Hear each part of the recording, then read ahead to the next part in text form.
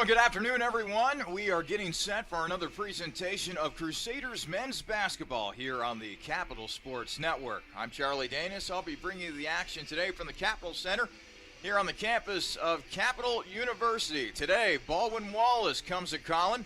The Yellow Jackets taking on the Crusaders in a crucial OAC matchup here in the middle of the month of December. Well, it's been a while since we have seen this Capital men's basketball squad. The last time we saw them in person was when they lost to Ohio Northern. This was a game that the Polar Bears had in control for much of the game, despite what the close score at the end would indicate.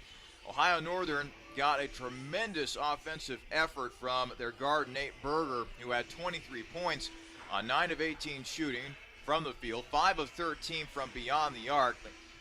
The Polar Bears also had 3 other starters score in double figures. Daniel Donner had 10, Joey DiOrio had 19, and Ryan Bruns, he had 16 points to go along with 5 rebounds. Joey Weingartner had a tremendous game.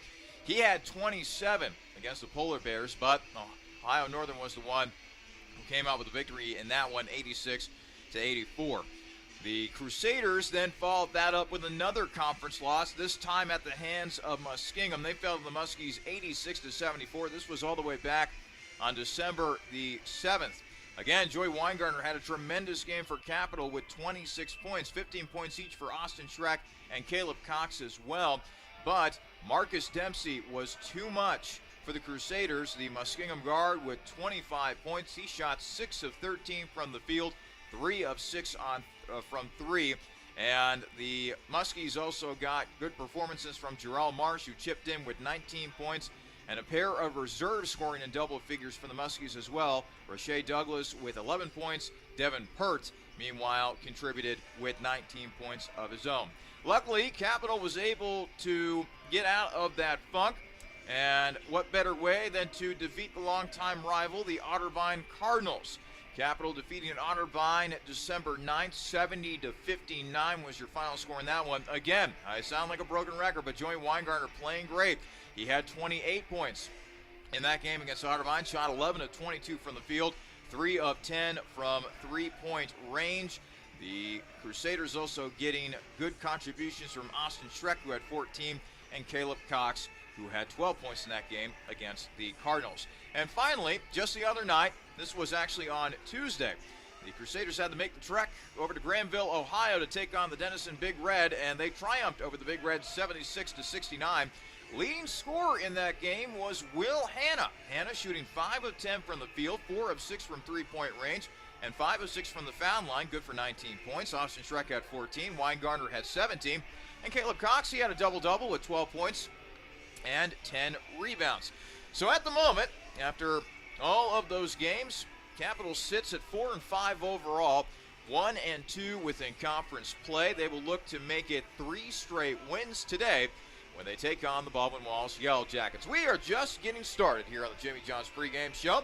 Coming up, we will take a look around the Ohio Athletic Conference, and we'll even have some time to take a look at what has been taking place with the women's basketball team here at Capital. All coming up here on the Jimmy John's pregame show in just a moment.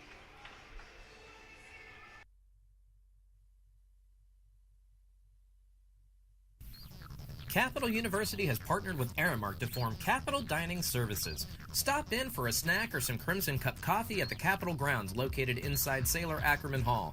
The Capital Court is located on the second floor of the Student Union and is open 7 days a week with a variety of meal options. And don't forget about One Main Cafe, located off of the main lobby in the Student Union. Capital Dining Services and all of its locations powered by Aramark are proud supporters of Crusader Athletics. For venue hours and more information, go to capital.campusdish.com. Jimmy John's, world's greatest gourmet sandwiches. Ed speaking. Yes, I need a sandwich delivery right away. What kind of sandwich? I don't care. Just get it to 215 Elm Street right now. I'm on my way. Jimmy John's. Thanks for getting here so fast. You're welcome, sir. Here's your sandwich. By the way, did you know your house is on fire? That's why I called Jimmy John's. Fire makes you hungry? No, I knew you'd get here fast. Grab a bucket. We're gonna need more than 2 guys, sir. You're right. What'll we do? Leave it to me, sir. Hello, boss. Send everyone you got to 215 Elm. Doesn't matter what kind of sandwich, sir. I'll explain later. Thank you, sir. Jimmy John's. Come in. Sir, did you know your house is on fire? Yes, I did. Grab a bucket. Jimmy John's. Come in. Sir, did you know your Yes, house I is did. on Grab a fire? bucket. Jimmy John's. Come in. Sir, did you know? Yes, I did. Grab a bucket. Jimmy John's. Come in. Sir, did you... Yes, I did. Grab a bucket. Fire department. Come in. Sir, did you know you... It's okay, Captain. We got it handled. Care for a sandwich? Thanks, but tell me something. Shoot. Why didn't you call the fire department first? I did.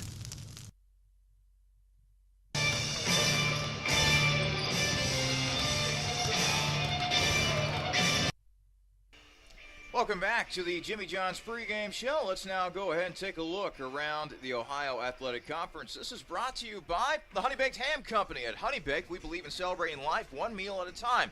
That's why every Honey Baked ham is fully cooked and ready to serve, so you can spend less time in the kitchen and more time with family. Call them at 614-764-1717 or visit our location at 6630 Sawmill Road. All right, let's go ahead and take a look at the standings around the OAC. How about the start by Ohio Northern? The Polar Bears 5-2 overall and a perfect 3-0 within conference play. In fact, they are the only remaining team within the OAC who has yet to lose a conference game. Right behind the Polar Bears are a smorgasbord of different OAC teams that have compiled 2-1 records in conference play so far. John Carroll, Mount Union, Baldwin Wallace, Heidelberg, and Muskingum make up that little cluster of teams that are 2-1 within OAC play. Behind them, Marietta and Capital, who are both 1-2. Wilmington still looking for their first win within conference play. They are 0-3, as well as Otterbein. In fact, the Cardinals, they're still looking for their first win of the season. They're 0-3 in conference play and 0-8 overall. Let's take a look at the schedule around the OAC today. There were actually a couple of games that were played earlier this week. We talked about how Capital took down Denison 76-69 back on Tuesday. There was a game played on Thursday, and it actually involved a team that Capital is taking on today. Baldwin Wallace triumphing over Heidelberg, 92-86 was the final score of that game. And surprise, surprise, Cam Kuhn played a big role in that win for the Yellow Jackets. In fact, Kuhn, filled up the stat sheet. 32 points, 9 of 15 shooting from the field, 4 of 5 from three-point range, and an impressive 10 of 12 from the foul line as well. It's going to be imperative for Capital to at least try to slow down Kuhn today, and we'll talk about that much more as we continue to roll along here on the Jimmy John's pregame show. But in the meantime, let's talk a little bit about the games that are going to be played today. Obviously, we got Baldwin Wallace and Capital here at the Capitol Center. That game starting up at 2 o'clock. Also starting up at 2 will be Muskingum playing host to the winless Otterbein Cardinals. Heidelberg, they'll be on the road. They will actually be in Alliance, Ohio, taking on the Purple Raiders of Mount Union. John Carroll playing host to Ohio Northern. Now that ought to be a very good matchup between the Blue Streaks and the Polar Bears, as both those teams are jockeying for position atop the OAC. And finally, Marietta, they are on the road. They are heading down to Southwest Ohio to take on the Quakers of Wilmington. Wilmington, again, still looking for their first win within conference play. So that is a look around the OAC. Now let's go ahead and take a look around the Capital Corner. This is brought to you by the On the Border Mexican Grill and Cantina. Get your hands on fresh pressed tortillas, chips as big as your head, margaritas worth their salt, tableside guacamole, and fresh border style foods. Visit our Polaris location at 4175 Morse Crossing today. Well, the women's team, now that same day that the men's team fell to Ohio Northern, the women's team, they also suffered a big loss at Ohio Northern. They fell to the Polar Bears 64-38 in that game, a game that Ohio Northern virtually controlled from beginning to end. Ohio Northern got a big game off the bench from Alexis Kirkbride in that affair all the way back on December the 2nd. Since then, the Crusaders on the women's side have won 2 of 3. They defeated Muskingum back on the 7th of December. 63-56 was the final in that one, as the Muskies had to come to Bexley to play that one. 15 points for Annika Watchman, also 15 points for Carly Hewlett in that game against the Muskies. And then it was the rivalry game. Otterbein came a-calling against the women's team, and Otterbein ended up getting the win against the Crusaders 62-60. The Cardinals end up outscoring Capital 20-13 in the fourth quarter. That ended up being the deciding factor in the game, the rivalry game between both of these old OAC clubs. Kirsten Taylor was the leading scorer for the Cardinals in that one with 23 points. She also had 8 rebounds in that game for the Cardinals. Meanwhile, the leading scorers for Capital in that affair, Elle Folan had 15 points. Reagan Stonerock had 13 points to go along with 9 rebounds. And Cassie Bosch had 11 points. Luckily for Capital, they were able to bounce back after that loss to the Cardinals with a 64-54 win over Allegheny of Pennsylvania. Leading scorer for Capital in that one was Aaron Reisner, who came off the bench with 15 points and 6 rebounds, also having good games in that one. Elle Folan had 14. Caroline Taphorn had 12. A 10-point effort for Reagan Stonerock as well. And for good measure, Tori Grasso had 8 points as well as 7 rebounds in that game. So as we currently sit here, the women's team, they are 4-4 overall, 1-2 within OAC play. Their next game is actually going to be today. They're at Baldwin Wallace. That game is scheduled for 3 o'clock later on this afternoon. And then to finish out the month of December, we've got the Capital Marriott Christmas Tournament, a wonderful tradition that we have here in Bexley every year. Capital will be taking on in that tournament Denison. That is going to be on December 29th, and the following day, Saturday the 30th, they're going to be taking on Kenyon. The Denison game is scheduled for 7 p.m. The Kenyon game is scheduled for 5 p.m. Another quick timeout. When we come back, we'll go ahead and set the table for Damon Goodwin's crew, how they are looking heading into this OAC affair with the Yellow Jackets of Baldwin Wallace.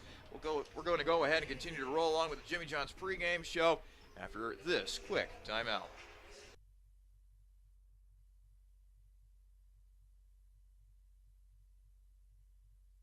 I wanted to fly. They said I couldn't. So I built a plane, then a spaceship, then I went to the moon. I invented jazz, hip-hop, rock and roll. Some called it noise. I said it was music. I wrote a letter and sent it by ponies. It didn't get to you fast enough, so I used trucks and ships. But still, they weren't fast enough for me. So I lost the paper and the ink. I sent it by magic. I called it email. I made up new words: jukebox, bling, Google. And I decided some old words weren't okay to say ever again. The mustache. I tried to bring that back 17 times. I wore knickerbockers and shoulder pads, poodle skirts and flannel. When I came back from World War II, all I had was a t-shirt. So I made that cool. In fact, I invented cool. Who am I? I'm the spirit of youth. It's my job to move the world forward. Pepsi. Every generation refreshes the world. Dill's Greenhouse is a local family business dedicated to offering the best shopping experience and honest prices for your gardening needs. If you're in need of annuals, perennials, vegetable plants, or any variety of gardening tools and resources, Dill's Greenhouse is more than happy to get you on the right path. Dill's Greenhouse is located at 5800 Rager Road in Groveport, Ohio, and is open 7 days a week. Visit them online for more information at dillsgreenhouse.net. Dill's Greenhouse. Only nature does it better. It's the perfect sports bar because it's not just a sports bar. I'm Gary Calico, founder and president of Rusty Bucket. A lot of families build their sports world around the bucket. It's not just a guy's night out. You can bring your wife, you can bring your kids. We get a lot of groups in after games. Great place after the game. Kids love to come here. The Rusty Bucket Restaurant and Tavern. Life by the bucket. The Rusty Bucket is a proud supporter of the Capital Crusaders. Visit us after the game at 2158 East Main Street and grab life by the bucket.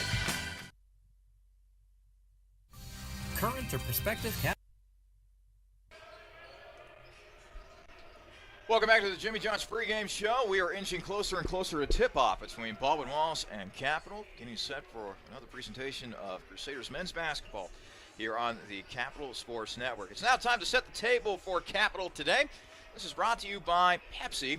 Live for now. Well, if you were listening to the opening of the pregame show, you might have come across a big theme over these last couple of games for the men's team here at Capital, and that has been the great play of Joey Weingartner. During the most recent three-game stretch after that loss to Ohio Northern, Weingartner really kicked it into gear. He had he was averaging 24 points per game in those games against Muskingum, Otterbein, and Denison. For the season, he's averaging 17 points per game. Clearly, Weingartner has found another gear, has found a newfound confidence there on offense. Now, he's always been one of those players that once he gets that jumper going, he is virtually unstoppable. But taking a look at some of the stats for Weingartner here in the beginning stages of the 2017-2018 campaign. Weingartner shooting 35% from three-point range. That's good, but I'm sure he knows that he can shoot a little bit better from that. I'm sure that he would also like to get to the free throw line a little bit more. 8 of 18 from the foul line. Only good for 44%, but I am sure that percentage is going to keep on going up as this season progresses. When it comes to shooting from the field, Weingartner shooting a very good 48.4%, so great to see that. And like I said, averaging 17.2 points per game. That is very good news for Capital going forward, and hopefully Weingartner can keep that up here as we keep getting deeper and deeper within OAC play. We've talked about Caleb Cox on this program during the games about how he has really looked good. 11.4 points per game, 9.1 rebounds per game. But a young man that has had to step up due to some injuries within the Capital roster, Will Hanna. Will Hanna has always struck me as the type of player that you need in the program, a guy that always keeps his nose to the grindstone, a guy that is willing to work hard and do whatever it takes when it comes to trying to make the team overall better, sacrificing individual stats for the betterment of the team. Will Hanna the other night had a tremendous game against Denison, 19 points overall, and shot 4 of 6 from three-point range. With the injuries lately to Tyler Jamison as well as Nate Boone, undisclosed injuries for both of those players. With those two being out for the foreseeable future, it's going to be imperative for Will Hanna to step on in there and provide some more scoring punch for Capital going forward. You always hear about that old saying, next man up. Well, Will Hanna is going to try to fulfill that job for Capital going forward. And hopefully he'll be able to chip in with a good performance here today against Baldwin Wallace, the All Jackets team that can score the ball a lot, especially when their star guard Cam Kuhn is on his A game. Another quick timeout. When we come back, you'll hear my conversation with Capital head coach Damon Goodwin. We just keep rolling along here on the Jimmy John's pregame show, taking you up to the 2 o'clock tip-off between Baldwin Wallace and Capital. This is your home for Crusaders men's basketball, the Capital Sports Network.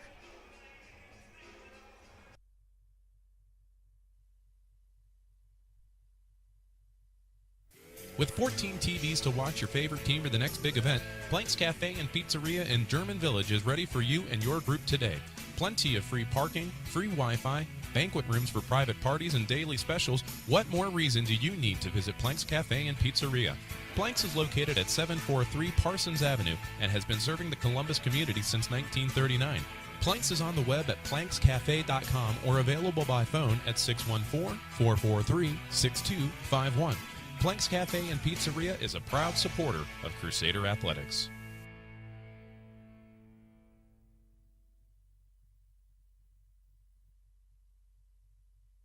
Just as fresh as its pizza, Donato's is fresh off of its 50th anniversary and still serving the Columbus area with pride.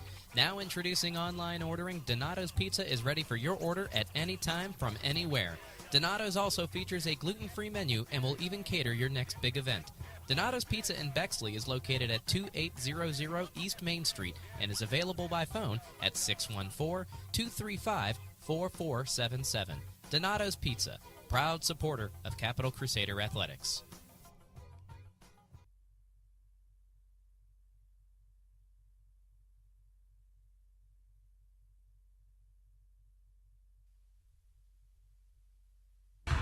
Welcome back to the Jimmy John's pregame show, everyone. Getting you set for today's men's basketball affair between Baldwin Wallace and your Capital Crusaders. I'm Charlie Danis, joining now the head coach of the Capital men's basketball program, Damon Goodwin. Well, coach, since the last time I've seen you, 86-74 loss at Muskingum, 70-59 win during the rivalry game at Otterbein, and a 76-69 victory at Denison. What do you take away overall from that recent three-game stretch? Well, hopefully we turn the corner. We had a really bad stretch a couple weeks ago where we just weren't playing very well. We weren't playing very smart. We weren't being coached well. We just weren't playing well. So hopefully we took a step here the last couple of weeks, or last week, and hopefully we keep it going today against a very, very good BW team. I'll tell you one guy that's really taken a step forward, Joey Weingartner, 24 points per game in that recent three-game stretch. He's averaging just over 17 points per game on the season. What's he doing better this year compared to last year? Well, I actually think he's playing a lot better as a non-offensive player. He's passing the ball better. He's playing better defense. He's getting some more rebounds for us, those type of things. I think he's just a much more complete player at this stage than he was a year ago. I want to go back to the Denison game. Saw that Will Hanna got the start in that game, led Capital score with 19 points, shot very well from three-point range as well, 4-6. How did Will look to you? Well, he stepped in and did a great job. Will's been around. He started a little bit as a freshman, didn't play a whole lot as a sophomore. And then, with TJ being hurt and Nate Boone, our two starting post guys last year, are both hurt at this point. And he stepped in and did a really nice job for us. Made some threes and played very good defense. And Will is probably one of our better and smarter passers, and he did a good job distributing the ball as well. We're talking with Damon Goodwin here on the Jimmy John's pregame show, getting you set for today's men's basketball game between Baldwin Wallace and Capital. Tell me about the freshmen, how they've been coming along so far this year. We're starting to play a couple more of them. Cam's starting for us now, and he just brings an athleticism to our program when he's on the floor that maybe we don't have. John Burnham's been playing a little bit more from the wing, and Joe Hartman's been playing a little bit more from a post standpoint. So they've all taken some steps. Sam Lash has played a little bit for us as a wing. And even the two that aren't, Reed Bradfield and Logan Jessing, they're all going to be very, very good players. It's just a matter of making a transition from a high school level to a college level. Let's talk about your opponent today, Baldwin Wallace. It seems like Cam Kuhn has been at that school forever. He is by far their top scorer, both from a perimeter standpoint, also from a driving standpoint. Whenever he can get in, he can score rather easily. How do you slow a guy like Cam Kuhn down? Well, their guards are all very good, and they've got some seniors. Kaminsky's a senior, and Featheroff's a senior as well, and Kuhn's a senior. And when you have that senior leadership that's been around this league and knows how to play, knows how difficult it is, it's tough to compete against. So we're going to have our hands full with all their guys, and certainly we can't let Cam go to his right and get to the basket as much as he wants. If he does, it'll be a bad day for us. And speaking of Baldwin Wallace guards, Jay Battles has been having a good year. He's also a big scoring threat back there in that backcourt. That'll be a really interesting matchup with Joey and Austin Schreck, just to name a few players, going up against guys like Battle and Kuhn today. Yeah, he's had a good year. He's a really local kid, Gahanna kid, so I'm sure his family will be able to watch him play and all that stuff. He's had a very good career at BW so far. Before I let you go, Coach, give me some keys to today's game. Well, we're going to have to stop those seniors. That's the one thing we're going to have to do. We can't let those guys get open, catch and shoot shots. We're going to have to make them work very hard for them. We're going to have to play good D. And we're going to have to shoot the ball. We're still not shooting the ball great. We're going to have to shoot the ball better, and hopefully we can do that today. All right, Coach. Thanks so much for joining us. Head Coach Damon Goodwin joining us here on the Jimmy John's pregame show. Much more coming up after these words.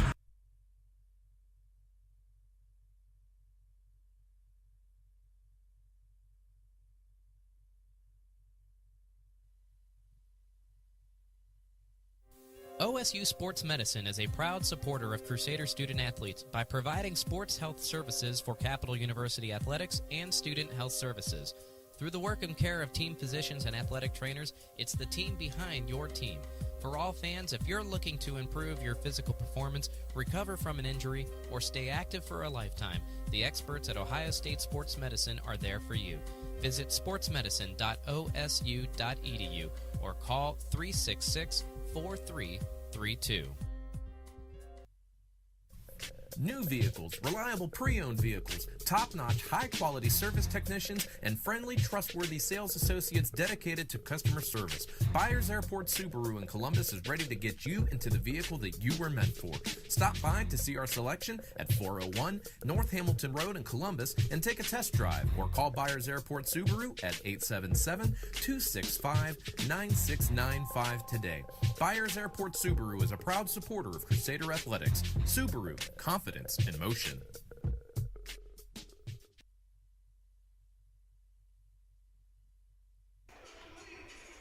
Welcome back to the Jimmy John's pregame show. Just moments away from tip-off between Baldwin Wallace and Capital. And speaking of those yellow jackets, let's go ahead and set the table for those fellows. This is brought to you by Capital Dining Services and One Main Cafe.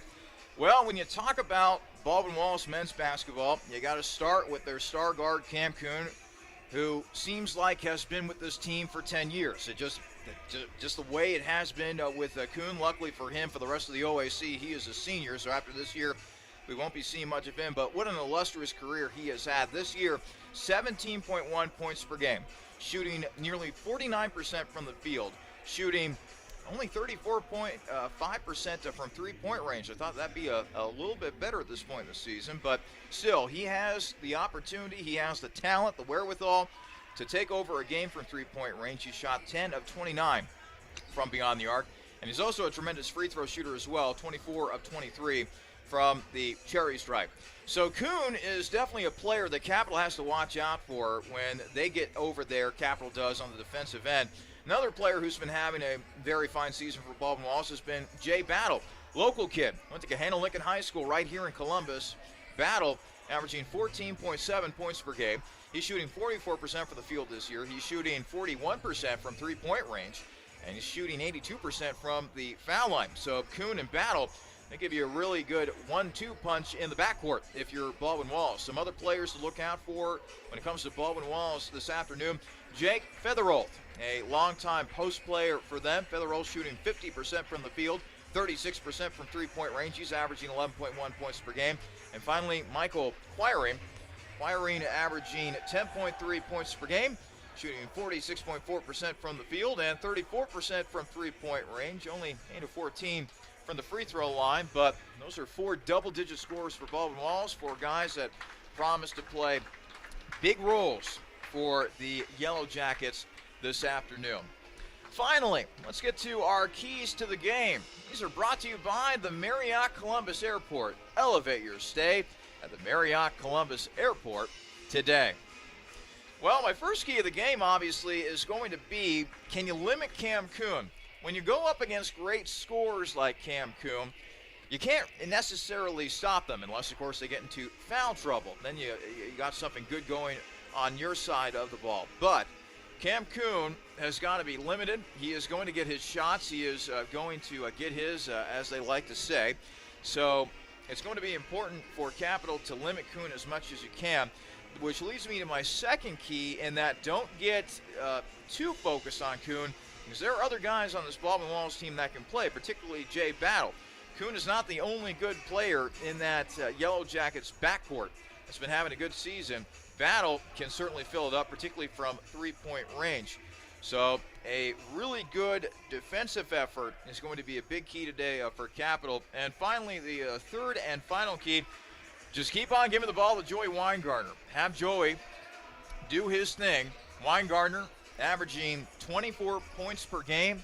In his last 3 games, he has been working it with that jumper of his, and hopefully he'll be able to stay hot here today as the Crusaders look to even their record within OAC play and get a big win here against Baldwin Wallace. That will do it for us here on the Jimmy John's pregame show. When we come back, we will have the starting lineups and the opening tip-off from the Capitol Center. We're getting set for another presentation of Crusaders men's basketball here on the Capital Sports Network. We will be back in just a moment.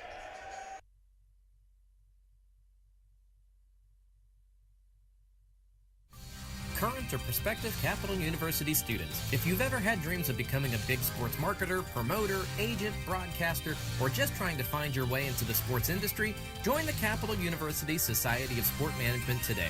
CUSSM is looking for highly motivated, energized, and creative people to help promote Capital athletics and build your resume in the process. This student-led and operated organization will help you earn real-world experience in the area of sport. Get connected and join the CUSSM today. Email Emily Ondo at eondo@capital.edu for more information. This is a message for all those MBA seekers out there. For the junior exec who'd rather be senior. For the VP yearning to be CEO. And for everyone who'd call their job not just a profession, but a passion. Capital University's MBA program was built exclusively for professionals, experienced faculty, flexible schedules, and classmates you'll soon consider colleagues. Learn more at capital.edu/MBA. The Capital University MBA, for those driven to do more. Dill's Greenhouse is a local family business dedicated to offering the best shopping experience and honest prices for your gardening needs. If you're in need of annuals, perennials, vegetable plants, or any variety of gardening tools and resources, Dill's Greenhouse is more than happy to get you on the right path. Dill's Greenhouse is located at 5800 Rager Road in Groveport, Ohio, and is open 7 days a week. Visit them online for more information at dillsgreenhouse.net. Dill's Greenhouse. Only nature does it better. It's the perfect sports bar because it's not just a sports bar. I'm Gary Calico, founder and president of Rusty Bucket. A lot of families build their sports world around the bucket. It's not just a guy's night out. You can bring your wife, you can bring your kids. We get a lot of groups in after games. Great place after the game. Kids love to come here. The Rusty Bucket Restaurant and Tavern. Life by the bucket. The Rusty Bucket is a proud supporter of the Capital Crusaders. Visit us after the game at 2158 East Main Street and grab life by the bucket. Dill's Greenhouse is a local family business dedicated to offering the best shopping experience and honest prices for your gardening needs. If you're in need of annuals, perennials, vegetable plants, or any variety of gardening tools and resources, Dill's Greenhouse is more than happy to get you on the right path. Dill's Greenhouse is located at 5800 Rager Road in Groveport, Ohio, and is open 7 days a week. Visit them online for more information at dillsgreenhouse.net. Dill's Greenhouse. Only nature does it better. New vehicles, reliable pre-owned vehicles, top-notch, high-quality service technicians, and friendly, trustworthy sales associates dedicated to customer service. Byers Airport Subaru in Columbus is ready to get you into the vehicle that you were meant for. Stop by to see our selection at 401 North Hamilton Road in Columbus and take a test drive, or call Byers Airport Subaru at 877-265-9695 today. Byers Airport Subaru is a proud supporter of Crusader Athletics. Subaru, confidence in motion.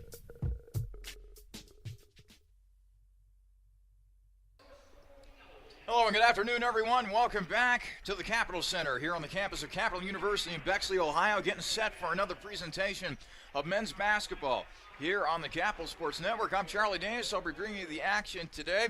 And let's go ahead and get you the starting lineups for today's game. These are brought to you by Dill's Greenhouse. Only nature does it better. Let's start with the starting five for the Yellow Jackets of Baldwin Wallace University. At guard will be the 6-foot junior from Gahanna. That would be number 2, Jay Battle. Also at guard will be the 5'9" sophomore from Brunswick, Ohio, number 3, Michael Quiring. At forward will be the 6'5" senior from Medina, Ohio, number 25, Mike Kaminsky. At guard will be the 6'1" senior from Vermilion, Ohio, number 30, Cam Kuhn.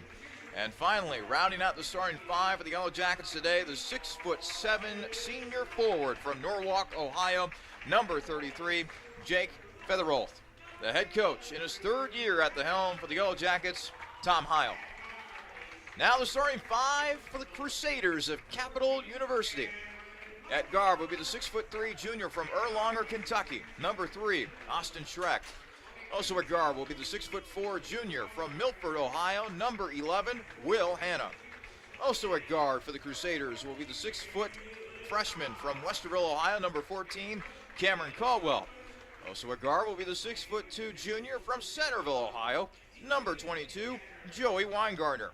And finally, rounding out the starting five for the Crusaders today, the 6'7" junior forward from Cincinnati, Ohio, number 40, Caleb Cox.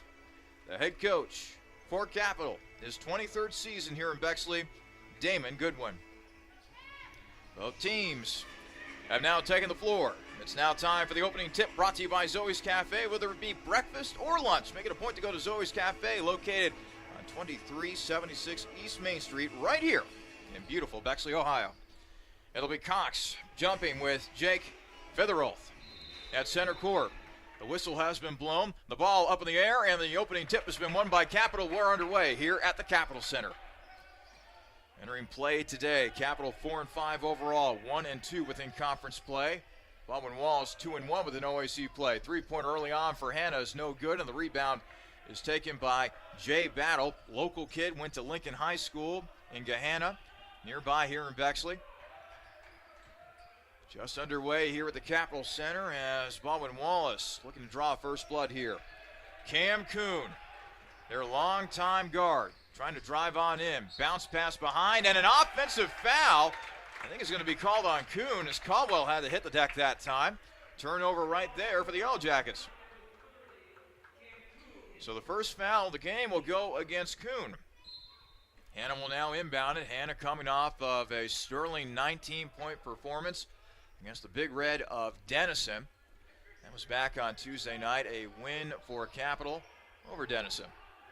Weingartner dribbling around, throws it over to Cox.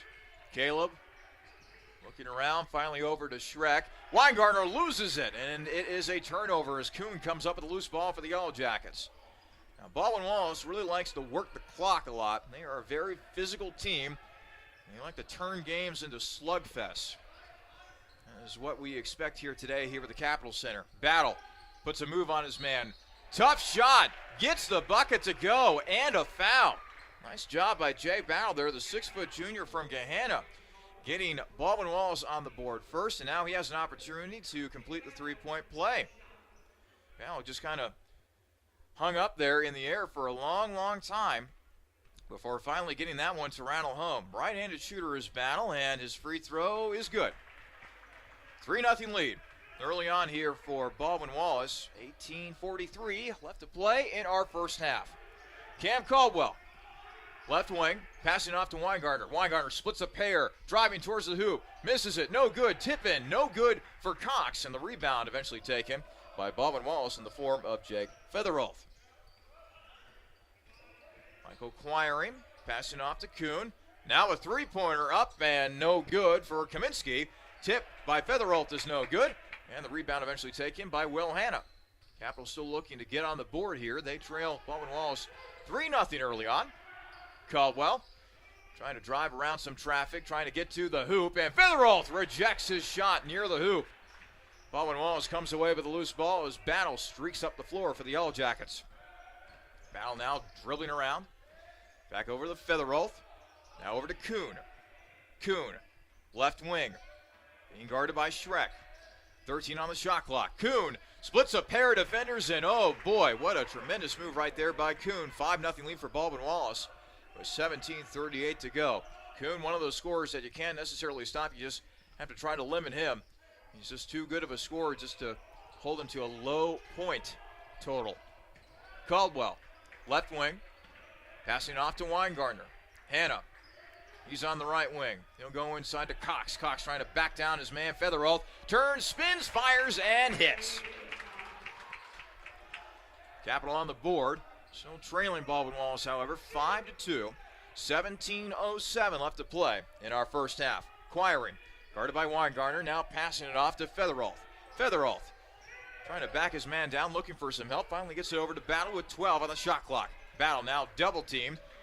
Double team goes away. Battle losing it. Caldwell, he comes up with a loose ball. And Caldwell trying to get a timeout in, but now a foul is going to be called against Battle. Kind of surprised there that they didn't necessarily call a jump ball there. That was a big tangle up between Battle and Caldwell. So now two fouls on Baldwin Wallace, one on Kuhn, the other one on Battle, and both those players have been playing very well for Baldwin Wallace to begin the 2017-2018 campaign. Weingartner over to Caldwell, and now an offensive foul is going to be called against Capital. Will Hanna is going to be called for the foul. That's the second team foul on Capital this half. 16:36 remaining in our first half of play. It's Baldwin Wallace leading Capital 5-2. Quiring taking his time with the ball now with Kuhn. Kuhn looking to drive. He'll shoot and score. Cam Kuhn, he is deadly whenever a team allows him to dribble to his right. It's now a 7-2 lead for Baldwin Wallace. 16:15 remaining in the first half. Inside to Cox. A little bit of a mismatch as Cox was trying to work against the guard Battle. Cox still calling for the ball, but instead, well, actually, they go back inside to Cox. He's trying to back Battle down, and he's going to be called for an offensive foul. Boy, there have been a lot of offensive fouls called in this game so far, as Cox will get hit with one. I don't know if they called it because he was trying to hook his man with his arm or whatnot, but Cox whistled for the foul. Third team foul on Capital this half, only two for Baldwin Wallace. 16 minutes remaining in the first half. Baldwin Wallace holding a 7-2 lead over the Crusaders, and a substitution now for Baldwin Wallace. Coming in will be Kyle Nader. He is a 6'3 junior out of Vermilion, Ohio. Same hometown as Cam Kuhn. Quiring, driving in, and the left-handed scoop shot off the glass and in. 9-2 lead for Baldwin Wallace. This has been an impressive start for the Yellow Jackets. Weingartner, long J. Joey not able to knock it down, and Featheroth grabs the defensive rebound. Now it's over to Kuhn. The Yellow Jackets today have been very methodical offensively. They've been willing to work into the latter stages of the shot clock before getting an eventual shot off. Quiring, long three. That is no good, and the rebound is taken by Schreck. Here comes Capital at the other end, trailing Baldwin Wallace 9-2. 15:08 left to play in the first half. Caldwell over to Weingartner on the left wing. Inside, Schreck, 15-footer, no good. Schreck gets his own miss, and a fresh shot clock for Capital because of the rebound by Schreck. Caldwell, top of the arc. Now over to Schreck on the left wing. Swung over to Hanna. Now to Weingartner. Now back inside to Caldwell. He'll try to back Kuhn down. Caldwell with a nice post move. Finishes with the left hand. Baldwin Wallace 9. Capital 4. 14:38 left to play in our first half. Quiring. Left wing. Now over to Featheroth. All the way over to Kaminsky. Kaminsky will now go inside to Nader. Nader back outside to Quiring. Now to Featheroth. 11 on the shot clock. Quiring trying to drive. Kick out. 3 for Nader, and he knocks it down from the right wing. And now substitution. Actually, looks like this is going to be a timeout. We'll take a timeout as well. 14:14 remaining in the first half. Baldwin Wallace 12, Capital 4. This is your home for Crusaders men's basketball at the Capital Sports Network.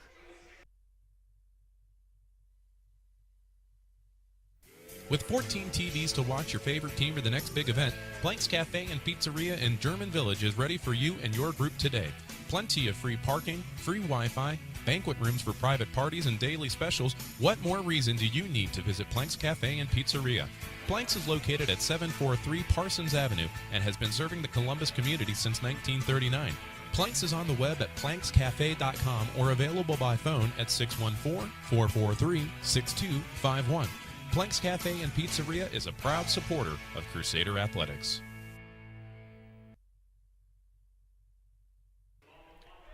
$14-14 remaining in our first half of play. And so far, it's been all Baldwin Wallace.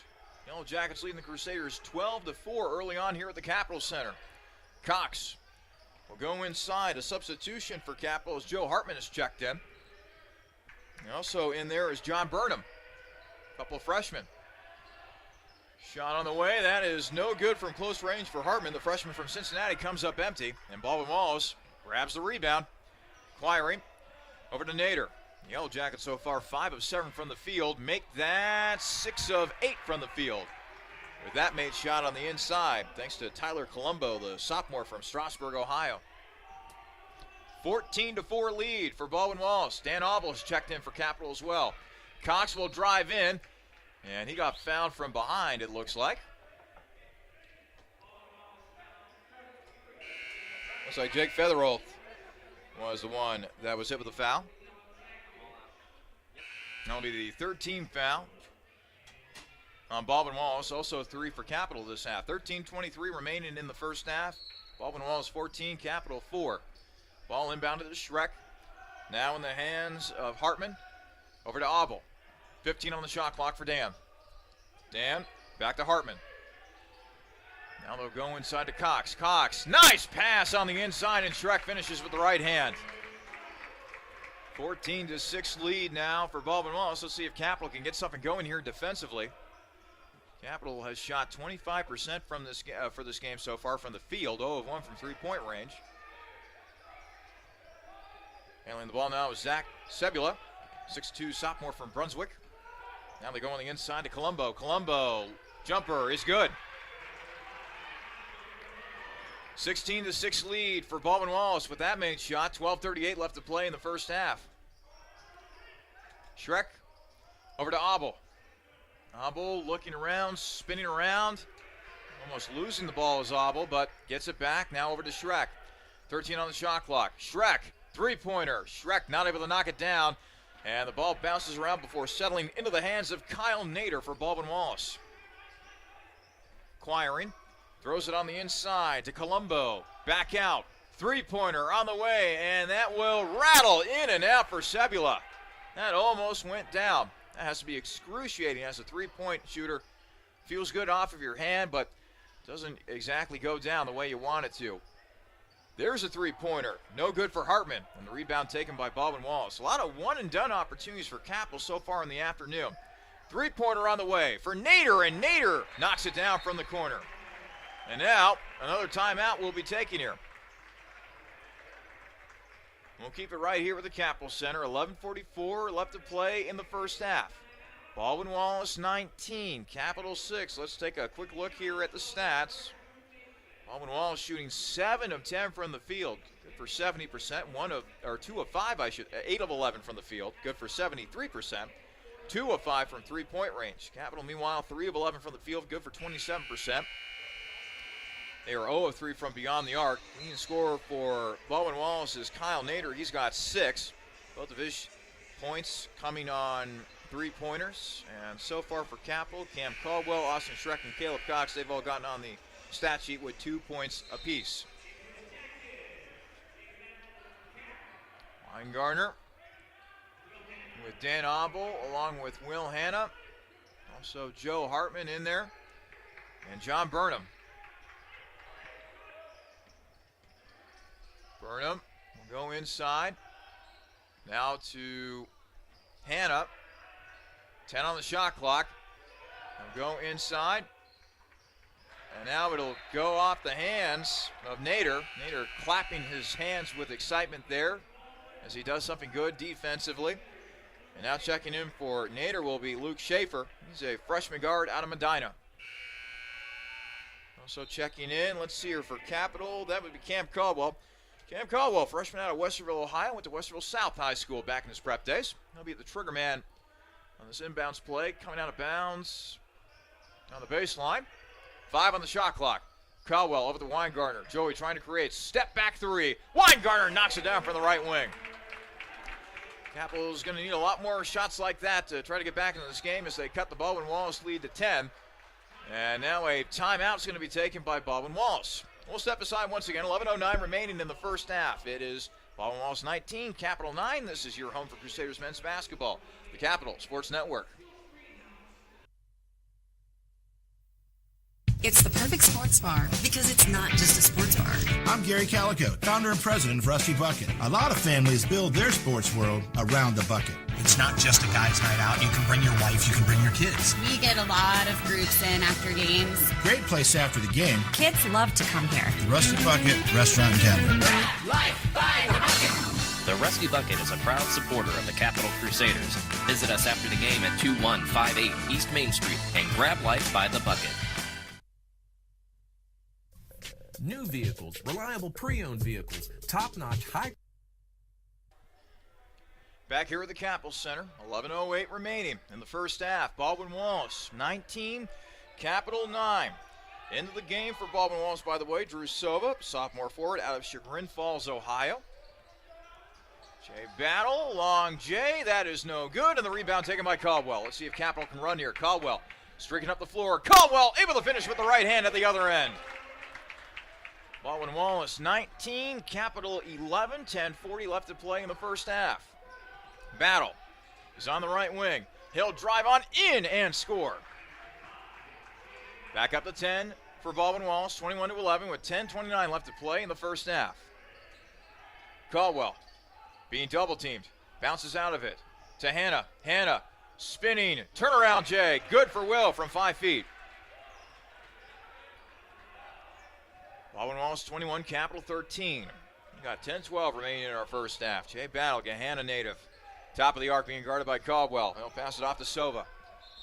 And now a traveling violation is going to be called against Baldwin Wallace. And Sebula took one too many steps that time, apparently.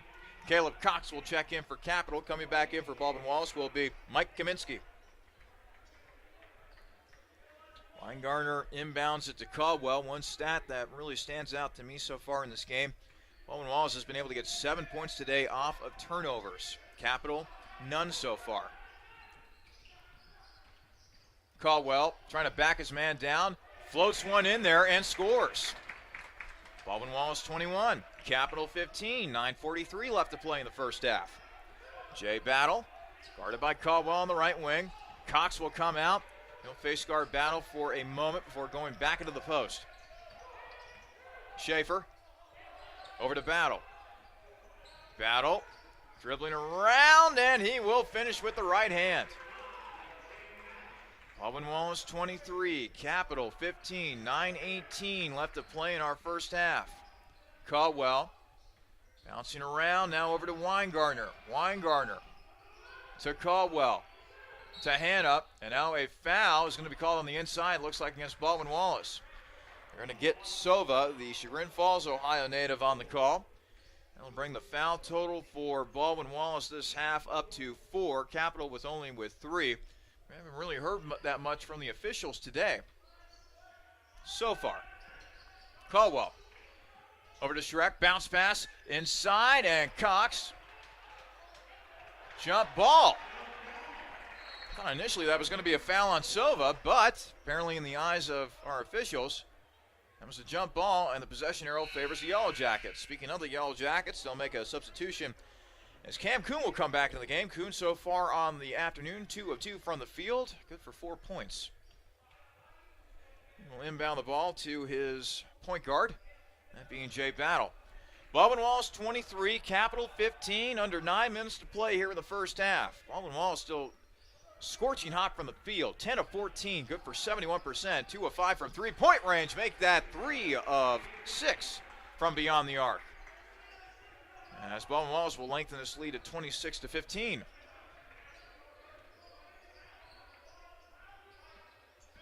Jay Battle making that last three-pointer. Caldwell driving in. Caldwell scoring. Boy, Cam Caldwell's really found his sweet spot driving towards the hoop in this game. He's got 8 points so far. Baldwin Wallace lead cut down to 9, 26-17. 8:18 left to play in the first half. Kaminsky will give it off to Kuhn. 12 on the shot clock for Cam Kuhn. Cam trying to create some space. Now a drive on the inside by Schaefer. Schaefer losing the ball, and Cox comes away with it for Capital. Here comes Will Hannah across half court. Hannah will settle on the left wing. Now will dribble to his right, giving it off to Caldwell, who's been feeling it as of late here on the offensive end. Hannah, right wing. Hannah to Weingartner, top of the arc. Feeds inside to Cox, and Cox not able to make the catch cleanly, but a foul will be called. Let's see who they get. They are going to get Luke Schaefer, I believe, with the foul. And that will be the 15th foul this half here on Baldwin Wallace. Schreck will inbound it from the baseline. He'll get it into Cox. Cox making the catch with the right hand. Now to Caldwell. Caldwell quickly over to Schreck from the right elbow. Schreck knocks it down. Baldwin Wallace 26, Capital 19, 7:34 remaining in the first half. All right, let's see if Capital can make an adjustment here defensively. So far, Baldwin Wallace has kind of had their way here on this end, and Battle is able to turn it over. Will Hannah coming up with a loose ball for Capital. Now over to Hannah. Hannah over to Caldwell. Now to Weingartner on the left wing. Weingartner trying to back his man down. Step back Jay for Joey. That is no good, and the rebound is taken by Featherolf. Tough shot there for Weingartner as now Baldwin Wallace will come back down the floor offensively. Kuhn on the right wing, being guarded by Schreck. Passing it out to Schaefer. Schaefer almost losing it. Now a three-pointer on the way. That is knocked down by Featherolf. Featherolf, a 6'7" forward, kind of a tweener. Guy that can play on the inside, but he can also stretch the floor as well with that three-pointer. 29-19 lead for Baldwin Wallace, 6:36 remaining in our first half. Caldwell back out to Hannah. Hannah will drive on in. Left-handed layup is good for Will Hannah. 29-21, 6:25 left to play in our first half. Baldwin Wallace still got the lead here at the Cap Center. Jay Battle, guarded by Caldwell. Now Cox comes out once again to put a little defensive pressure on him. Kuhn now on the inside to Featherolf. Featherolf trying to back his man down on the left block. Featherolf back outside to Kaminsky. Kaminsky passing it off to Schaefer. Schaefer back to Kaminsky for three, and Kaminsky knocks it down from the right wing. Coach Goodwin was not happy about that last defensive possession there for Capital. Another timeout, 5:59 remaining in the first half. It's Baldwin Wallace 32, Capital 21. Again, we'll keep it right here at the Capital Center for right now. Let's go ahead and get you caught up with scores around the Ohio Athletic Conference. 5:57 left to play in the first half at Muskingum. The Muskies certainly trailing Otterbein in that one, 34-28. So perhaps this might be the day that the Cardinals can get their first win of the young season. Meanwhile, Heidelberg, they're on the road as well. They're at Mount Union, and Heidelberg is leading Mount Union in that one, 22-13. With 11:48 left to play in the first half of that game. Finally, Ohio Northern, they are at John Carroll this afternoon. Pair of teams jockeying for position atop the OAC. Ohio Northern 5-2 overall with a 3-0 mark with an OAC play. John Carroll 6-1 overall with a 2-1 mark within conference play. Right now it's Ohio Northern leading John Carroll in that one, 31-28, 8:07 left to play in the first half. And oh, by the way, coming up later today, Wilmington playing host to Marietta. That game is going to be coming up at 3 o'clock this afternoon. Back to our game now. 5:59 left to play in the first half here at the Capital Center. Baldwin Wallace leading Capital 32-21. So pleased that you could join us for this presentation of men's basketball here on the Capital Sports Network. I'm Charlie Danis. Beautiful day here in Bexley. We are indoors today. Sun was shining and all that good stuff.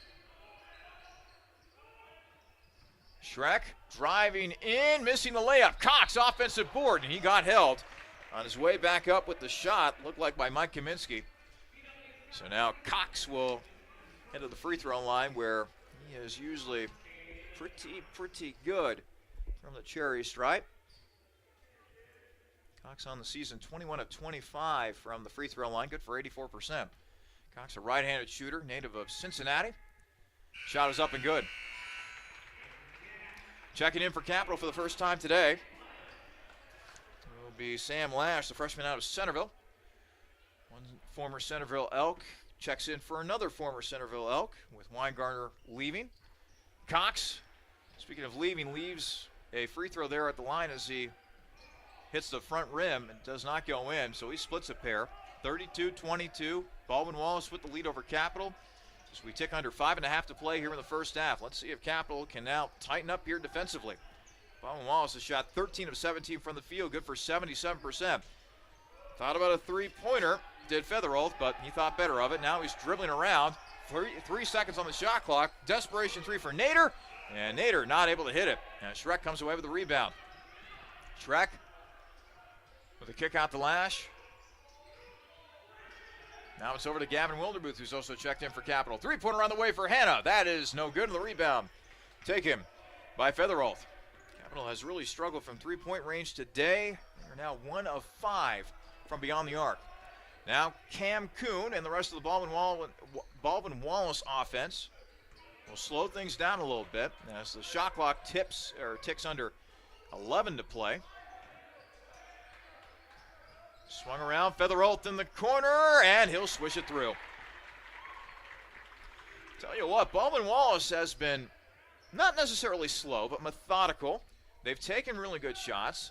They have really worked that shot clock today. It's been very frustrating for Capital to defend. Baldwin Wallace 35, Capital 22, 4:15 remained in the first half. Hanna, right wing. Hanna goes inside, Lash, bounce, no good. Rebound taken by Cox out to Schreck for 3. That's no good as well. Kaminsky grabs the rebound finally for Baldwin Wallace. 4 minutes to play in the first half. Baldwin Wallace working with a 35-22 lead over Capital. Kuhn, spin move in the lane. Tough shot. Kuhn not able to get it to go, and Cox grabs the rebound for Capital. Now we're ahead to Gavin Wildermuth. Wildermuth, left wing. He'll let things settle in the half court. Pass to Schreck. Cox around the Lash on the left wing. Lash losing the ball. Here comes Nader on the other end. Nader able to lay it up and in with the right hand. Baldwin Wallace 37, Capital 22. 3:23 left to play in the first half. Lash, left wing, over to Wildermuth. Now to Hanna. Hanna, top of the arc, and Hanna Able to get a foul out of that as Kaminsky will be called for it. So Hannah will head to the free throw line. Hannah with 19 points in the win over Denison on Tuesday. And on the season, he's 8 of 11 from the free throw line, good for 73%. Hannah, a right-handed shooter. A native of Milford, Ohio. And the shot is up and good. A couple substitutions now for Capital. Actually, a slew of substitutions if you ask me. Cameron Caldwell coming in for Joey Weingartner. And Joe Hartman also checking in for the Crusaders. One more free throw upcoming for Hannah. Shot is up, and it is good. Baldwin Wallace 37, Capital 24. 3:09 remaining in the first half. At the very least, if you're Capital, you'd like to get this deficit down to single digits before you head into halftime.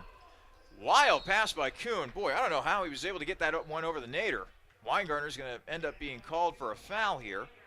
That'll be the 15th foul on Capital this half. Baldwin Wallace has 7. 3 minutes left to play in first half. Baldwin Wallace leading Capital 37-24.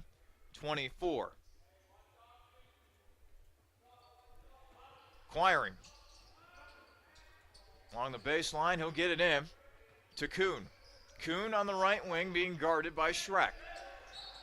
And a hold on the inside is going to be called against Joe Hartman, the freshman out of Cincinnati.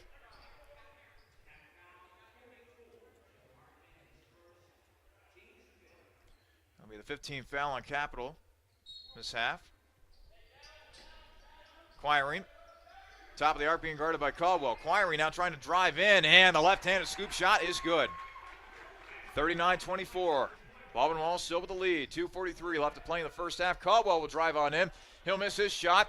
Scramble for the loose ball. Quiring finally picks it up for Baldwin Wallace. And now a foul is going to be called against Weingartner as he bumped Quiring as he was heading up the floor. That'll be the 16th foul on Capital this half. Dan Abel will check in. Weingartner will check out. Baldwin Wallace 39, Capital 24, 2:36 left to play in the first half. Quiring. Top of the arc. Over to Kuhn. Back to Quiring. Now on the inside. Colombo. Bouncing around. And the shot is up and good. And count the bucket with a foul.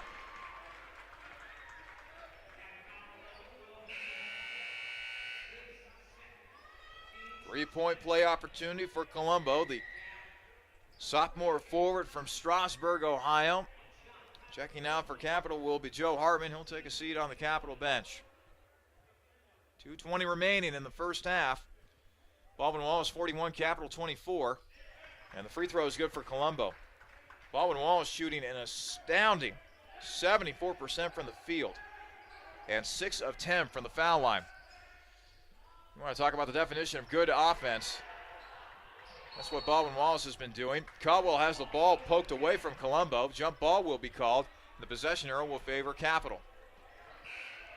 Meanwhile, the Crusaders, they're not shooting the ball terribly. In fact, if you ask any basketball coach, you'll take 42% shooting from the field. But they are 1 of 6 from three-point range, and they've only gotten to the free throw line 4 times, sinking 3 of those shots from the charity stripe. Hannah, jumper, no good. Rebound taken by Baldwin Wallace. Featheroth grabbing another rebound for the Yellow Jackets. And now, as Baldwin Wallace has often done today, they will slow the tempo down. They are perfectly content working through their half-court offense. They are certainly not a run-and-gun team by any stretch of the imagination. Kuhn almost losing it. Kuhn fighting through, and a traveling violation is going to be called. I thought Kuhn took one too many steps there in the lane. Minute 39 remaining in the first half. Baldwin Wallace 42, Capital 24. Coming up, please be sure to join us for the Rusty Bucket halftime show. Take a look at the stats from the first half of this game. Also get you caught up with scores around the OAC. That and much more coming up on the Rusty Bucket halftime show.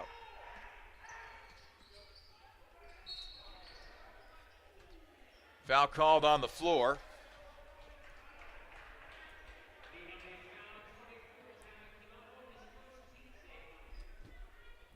Minute 22 remaining in the first half. Baldwin Wallace 42, Capital 24. Cox now heading to the free throw line. This will be the front end of a 1-and-1, and he will miss it. Rebound, however, taken by Hannah off of the tip. Hobble dribbling around, back over to Schreck. Schreck not able to get the shot to go. And rebound taken by Jake Featherolf.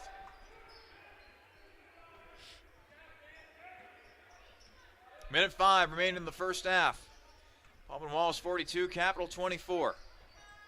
Colombo over to Kuhn. Now in the hands of Nader. Nader will drive in. No, he'll kick. Three-pointer on the way. Colombo, no good. Cox with the rebound. Hannah, cross half court. Will driving on in and scoring with the left hand. Tough shot by Hannah, but he's able to get it to go. Baldwin Wallace 42, Capital 26, 37 seconds and counting in our first half. About a 11-second differential between the shot clock and the game clock. Quiring will kick it over to Kuhn. Kuhn driving on in, and Kuhn not able to make it. But the offensive rebound taken by Featherolf and a fresh shot clock. Well, actually, I should say the shot clock's been turned off. Quiring, he will hold the ball. 10 seconds, 9 seconds, 8 seconds. Quiring, he'll get a screen. 4 seconds, 3 seconds. Quiring, step back jumper, and it's good. And that'll be the last shot of the first half. Boy, an almost immaculate first half offensively for Baldwin Wallace. Allows the Yellow Jackets to enter the halftime locker room with a 44-26 lead over Capital. Coming up, Rusty Bucket halftime show. Get you caught up with scores around the Ohio Athletic Conference and examine the first half stats and much more. That is coming up. You are listening to a presentation of Crusaders men's basketball here on the Capital Sports Network.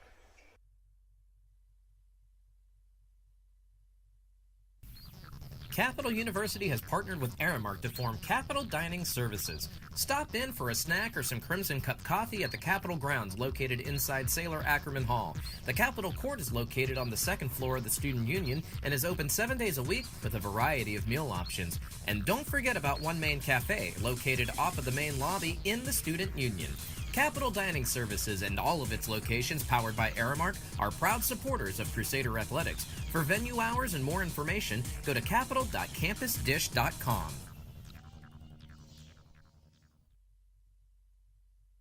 Just as fresh as its pizza, Donato's is fresh off of its 50th anniversary and still serving the Columbus area with pride. Now introducing online ordering, Donato's Pizza is ready for your order at any time from anywhere. Donato's also features a gluten-free menu and will even cater your next big event. Donato's Pizza in Bexley is located at 2800 East Main Street and is available by phone at 614-235-4477. Donato's Pizza, proud supporter of Capital Crusader Athletics. Dill's Greenhouse is a local family business dedicated to offering the best shopping experience and honest prices for your gardening needs. If you're in need of annuals, perennials, vegetable plants, or any variety of gardening tools and resources, Dill's Greenhouse is more than happy to get you on the right path. Dill's Greenhouse is located at 5800 Rager Road in Groveport, Ohio, and is open 7 days a week. Visit them online for more information at dillsgreenhouse.net. Dill's Greenhouse. Only nature does it better.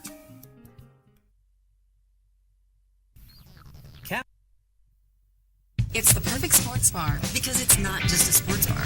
I'm Gary Calico, founder and president of Rusty Bucket. A lot of families build their sports world around the bucket. It's not just a guy's night out. You can bring your wife, you can bring your kids. We get a lot of groups in after games. Great place after the game. Kids love to come here. The Rusty Bucket Restaurant and Tavern. Life by the bucket. The Rusty Bucket is a proud supporter of the Capital Crusaders.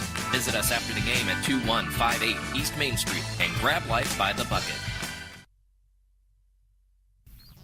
Capital University has partnered with Aramark to form Capital Dining Services. Stop in for a snack or some Crimson Cup coffee at the Capitol grounds located inside Sailor Ackerman Hall. The Capitol Court is located on the second floor of the Student Union and is open 7 days a week with a variety of meal options. And don't forget about One Main Cafe, located off of the main lobby in the Student Union. Capital Dining Services and all of its locations powered by Aramark are proud supporters of Crusader Athletics. For venue hours and more information, go to capital.campusdish.com. Welcome back here to the Capital Center. Welcome into the Rusty Bucket halftime show. And at the half, boy, Capital's got a lot of work to do, trailing Baldwin Wallace 44-26 here on the afternoon. Before we examine the first half stats of this game, let's go ahead and get you some scores from around the Ohio Athletic Conference. This OAC scoreboard update brought to you by the Honey Baked Ham Company.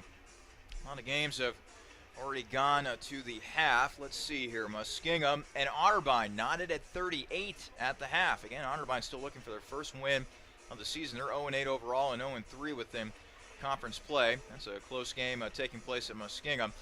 4:08 left to play in the first half at Mount Union. Heidelberg leading Mount Union in that one 33-27. And finally, John Carroll taking on Ohio Northern, and Ohio Northern is winning that game 52-43 with 32 seconds to play in the first half of that one. Again, coming up later on today, it'll be Marietta making the trek down to Southwest Ohio to take on Wilmington. That game is scheduled for a 3 o'clock start. All right, let's go ahead and take a look at some of those first half stats. The halftime stats, that's brought to you by Plink's Cafe and Pizzeria. Plink's, a wonderful place to go to for good family fun, some great food, a family gathering place in the Columbus landmark since 1939. Be sure to visit their location in German Village on the corner of Sycamore and Parsons today. Well, taking a look first at the team stats of this game. Baldwin Wallace shooting 69% from the field, a scorching 6 of 11 from three-point range as well. And Baldwin Wallace, for good measure, is 2 of 2, a perfect 2 of 2 from the foul line in this game. The Yellow Jackets have out-rebounded Capital 15-11 today. In terms of turnovers, we haven't really seen a lot of turnovers from both teams. Baldwin Wallace 7, Capital 6. Team stats for Capital now. They're shooting 41% from the field. 1 of 6 from three-point range, only good for 17%. And Capital also shooting 3 of 5 from the foul line, good for 60%. And now taking a look at some individual scores here, or some individual stats, I should say, for both teams. Baldwin Wallace, their leading scorer at the half was Jay Bowell, the Gahanna native, with 10 points at the half, 4 of 5 shooting from the field, 1 of 1 on from three-point range. Mike Kaminsky with 3 points. Jake Featherwolf with 6 points to go along with 8 rebounds. 6 points for Michael Queering. Only 4 points for Cam Kuhn. It's been a relatively quiet afternoon for Kuhn, but then again, a lot of his teammates have been getting in on the offensive action. Kyle Nader chips in with 8 points off the bench, and Tyler Colombo also making a contribution with 7 points off the bench as well. Now the scores for Capital in this game. The leading scorers for Capital happen to be Will Hanna and Cameron Caldwell, both those players with 8 points apiece. Cox with 3 points to go along with 4 rebounds. 4 points and 4 rebounds for Austin Schreck. 3 points for Joy Weingartner. And that's about it. Capital has not been able to get much going, particularly off of the bench today.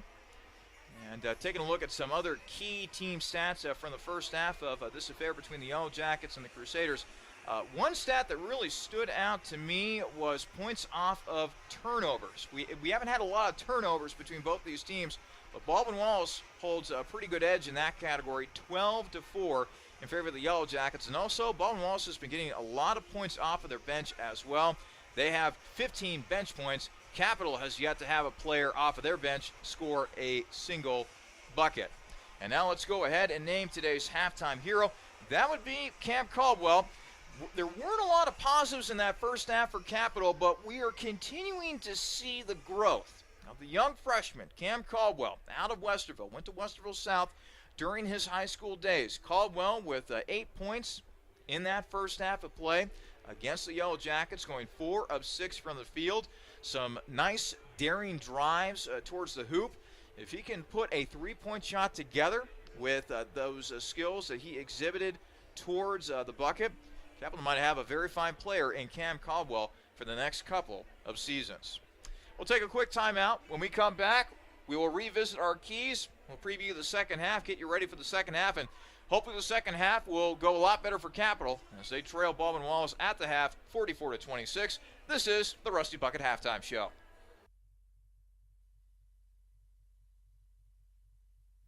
With 14 TVs to watch your favorite team for the next big event, Blank's Cafe and Pizzeria in German Village is ready for you and your group today.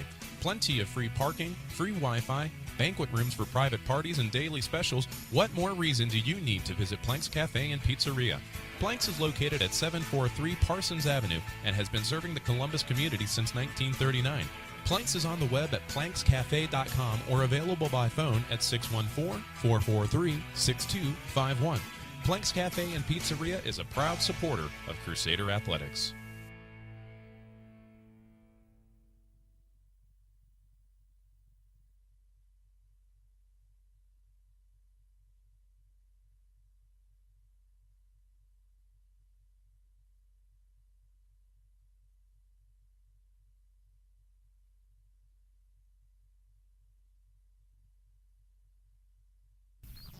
Capital University has partnered with Aramark to form Capital Dining Services. Stop in for a snack or some Crimson Cup coffee at the Capitol grounds located inside Sailor Ackerman Hall.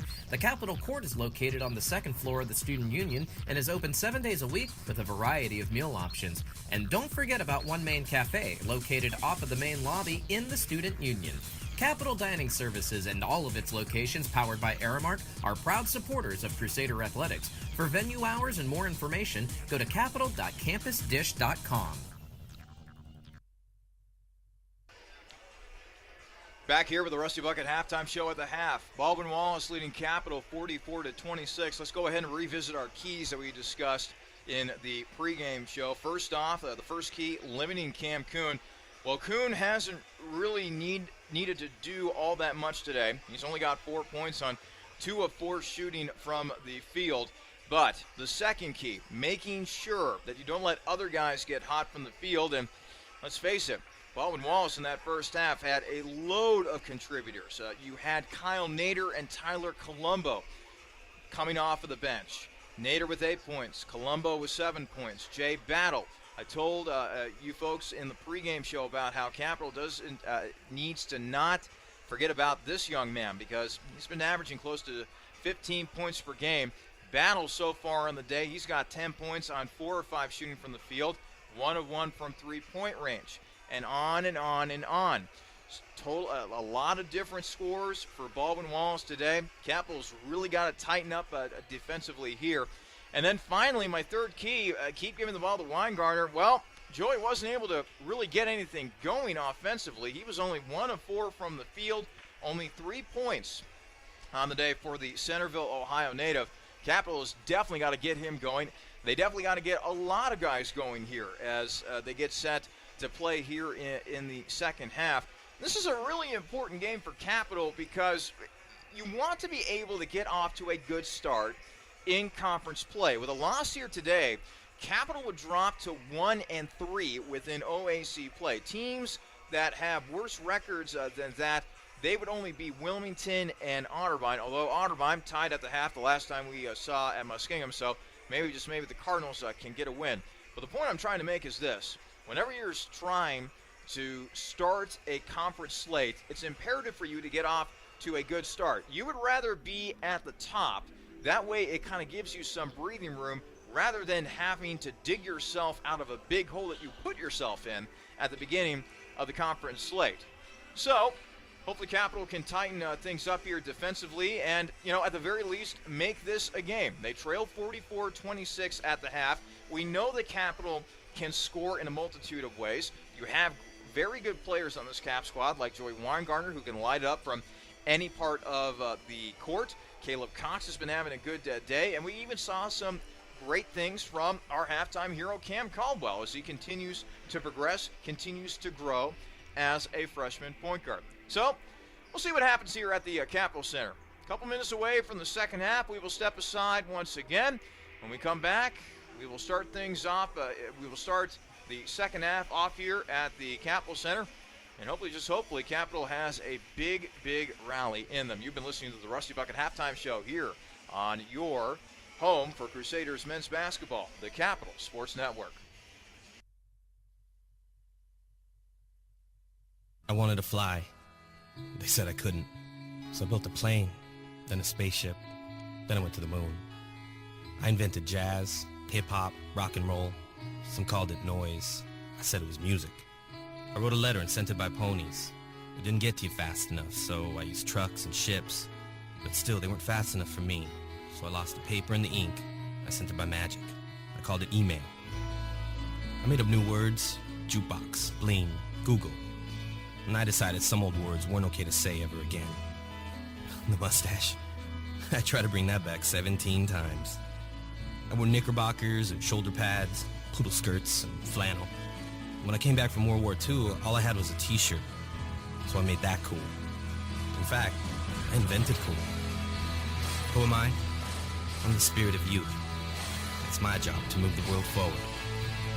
Pepsi. Every generation refreshes the world. Current or prospective Capital University students, if you've ever had dreams of becoming a big sports marketer, promoter, agent, broadcaster, or just trying to find your way into the sports industry, join the Capital University Society of Sport Management today. CUSSM is looking for highly motivated, energized, and creative people to help promote Capital athletics and build your resume in the process. This student-led and operated organization will help you earn real-world experience in the area of sport. Get connected and join the CUSSM today. Email Emily Ondo at eondo@capital.edu for more information.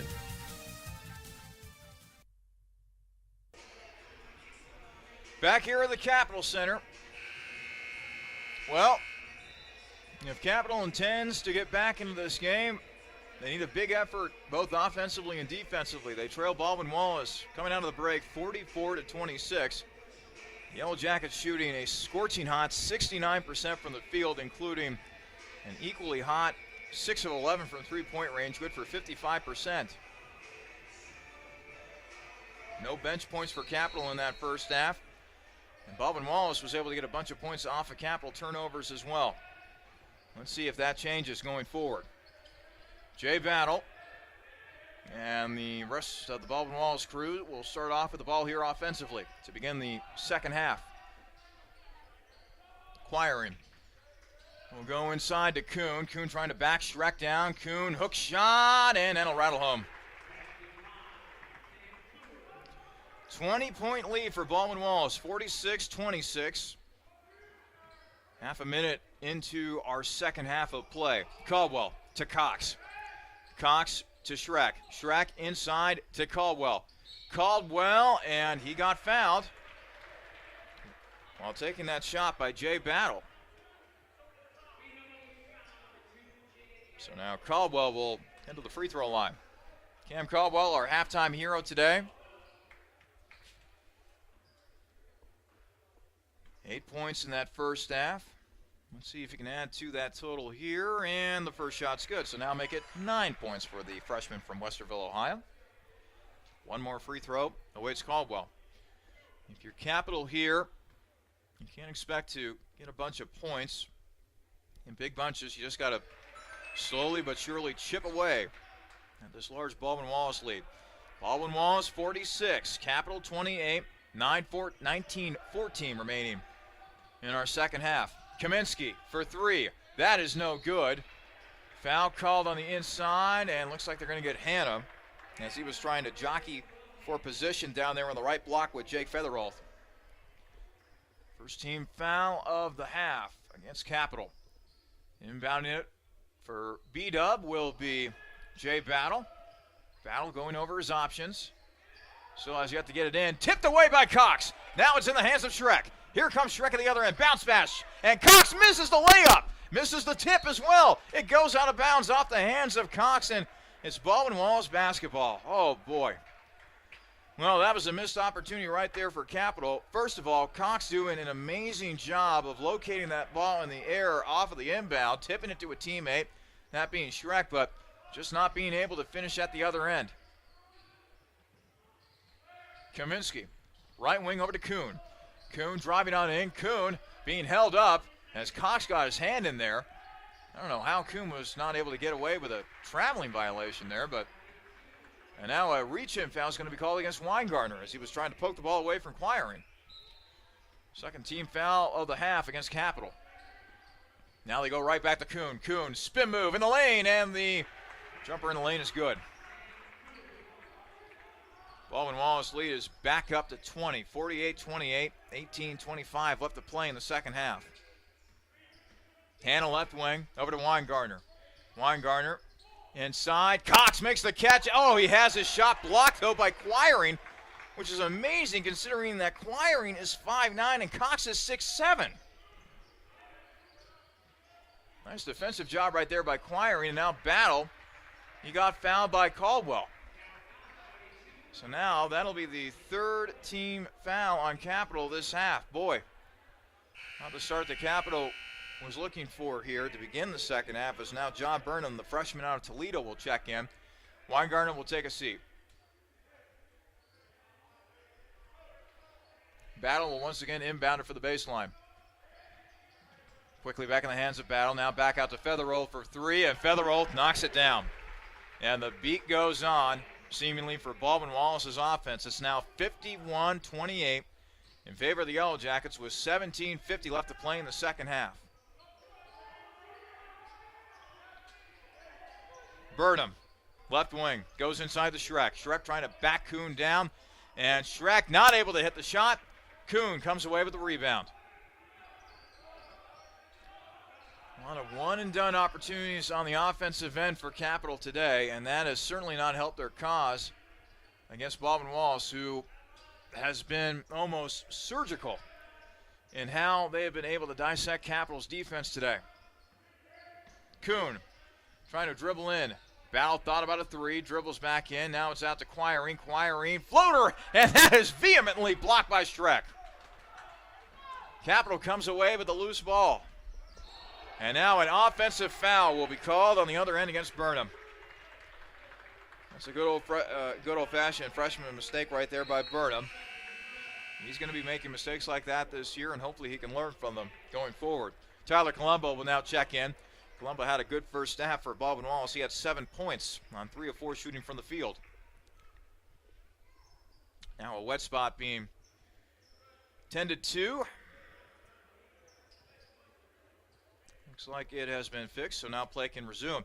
17:02 remaining in the first half. It's still Baldwin Wallace big, 51-28 over Capital. Still plenty of game left, but Capital, they got to get something going here. Kaminsky, right wing. Bounces it into Colombo. And now a traveling violation will be called against Baldwin Wallace. Hanna will now inbound it from the far side. He'll get it in to Caldwell. Caldwell with 10 points. He's the leading scorer for Capital today. Caldwell inside, and Caldwell is able to score. Make that 12 points now for the freshman. Well, hey, if you want to take one positive away from today's game, it's been Cam Caldwell. He's looked pretty good. Battle almost losing it out of bounds, but able to keep it in with 15 remaining on the shot clock. Battle over to Kuhn. Kuhn inside, now kick out to Quiring for three. That's no good, but Kaminsky with an offensive rebound. He misses his shot. He now loses it, but not before a foul is called on the inside against Capital. Joe Hartman will be called for the foul. Already the 15th foul on Capital this half. Baldwin Wallace only with one. And boy, I mean, it's tough enough when you have to try to come back from a 21-point deficit, but when you start piling up fouls the way Capital has so far this second half, that just makes the task ever more daunting as Kaminsky is able to knock down his first free throw. One more upcoming for the senior from Medina, Ohio, and he'll knock it down.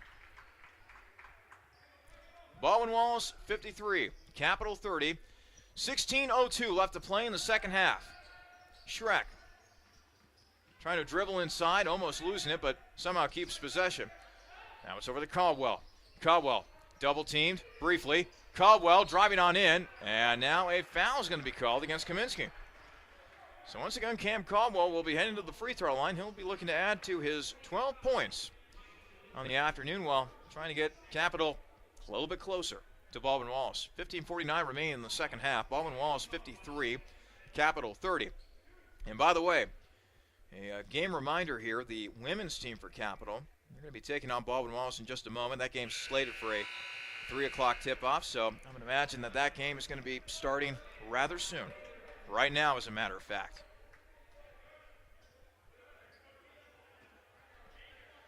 Caldwell with a free throw here. Shot is up and no good. He goes 0 of 2 from the foul line. Actually, front end of a 1-and-1, excuse me. Battle, left wing.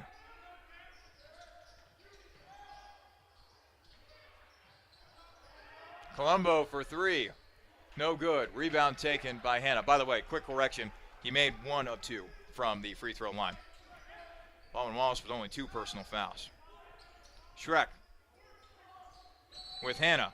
Now a foul called as, boy, bodies tumble all over the place seemingly.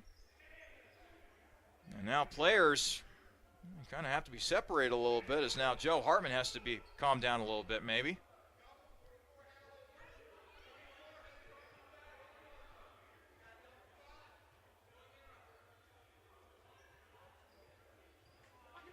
Looks like a foul is going to be called against Hartman.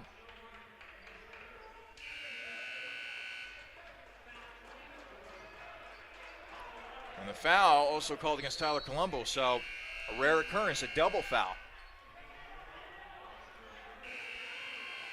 Checking into the game for Baldwin Wallace will be Kyle Nader.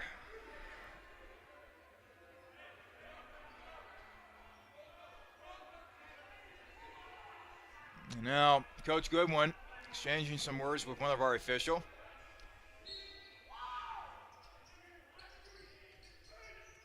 And we'll get it into Hartman.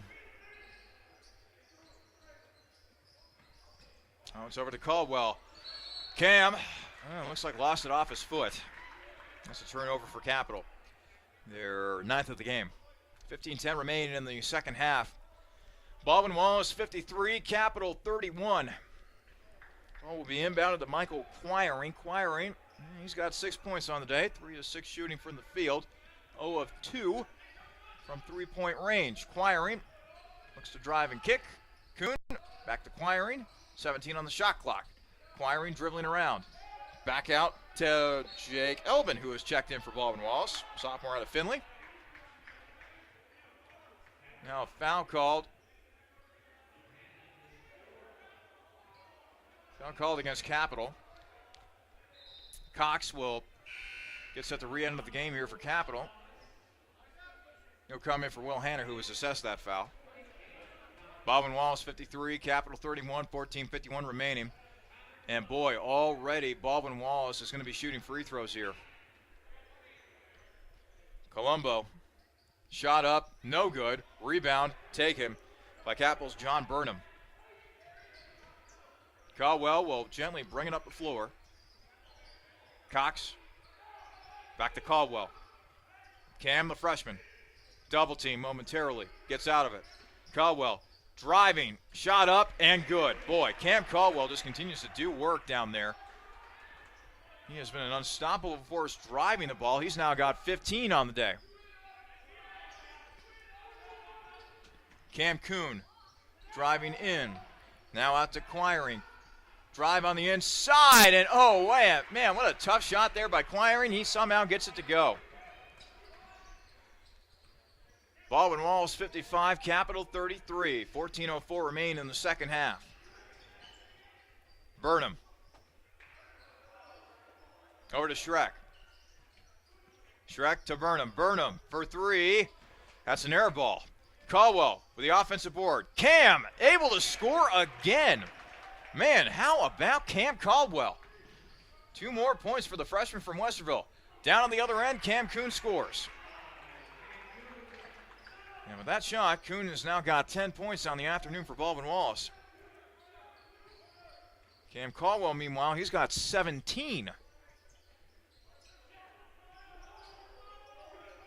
Schreck on the right wing, passing over to Hartman. Hartman over to Caldwell. Let's see what Cam does right here. Cam trying to find some room. Caldwell not able to get the shot to go, but a foul is going to be called against Featheroff. So if anything, Cam Caldwell will get to go to the free throw line once again. Caldwell only averaging 5 points a game, and he has already easily breezed by his season high this year of 9. First shot is good.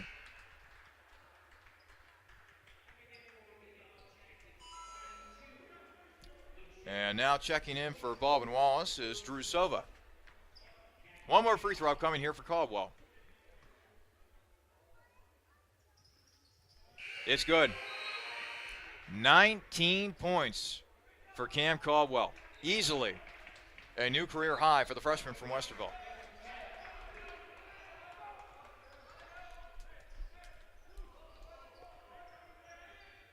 Baldwin Wallace 57, Capital 37. 13:05 remaining in the second half. Foul called on the inside now against Capital. Let's see who they get here. Looks like they're going to get Joe Hartman.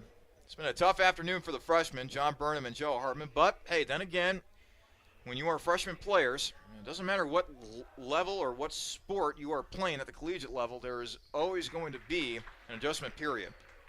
You got to learn on the fly. As Kyle Nader is able to knock down his first free throw. One more upcoming here for Nader. Second free throw up and good for Nader. And Nader quietly putting together a good ball game as well. He's got 10 points on the afternoon. Off the bench, no less. Baldwin Wallace 59, Capital 37. 13 minutes left to play in the second half. And the clock, now it's starting to move. Seemed like it was stuck on 13:01 for an eternity there. Weingartner, right wing, over to Abel. Damn for three. That's no good. Tipped up in the air. Rebound taken by Featherolf. And now he'll hand to Quiring. And Baldwin Wallace, with this big lead, they are perfectly content with just whittling that clock down as much as they can before finally getting a shot off. Luke Schaefer will go with a quick out to Quiring. Quiring, step back, Jay. That's no good, and the rebound is taken by Joe Hartman. Abel, left wing, over to Weingartner. Joey, split two defenders, drives on in and scores. Wasn't necessarily the most pretty play, but Weingartner eventually able to get it to go. Baldwin Wallace 59, Capital 39. 12 minutes left to play in the second half. Quiring being guarded by Dan Abel.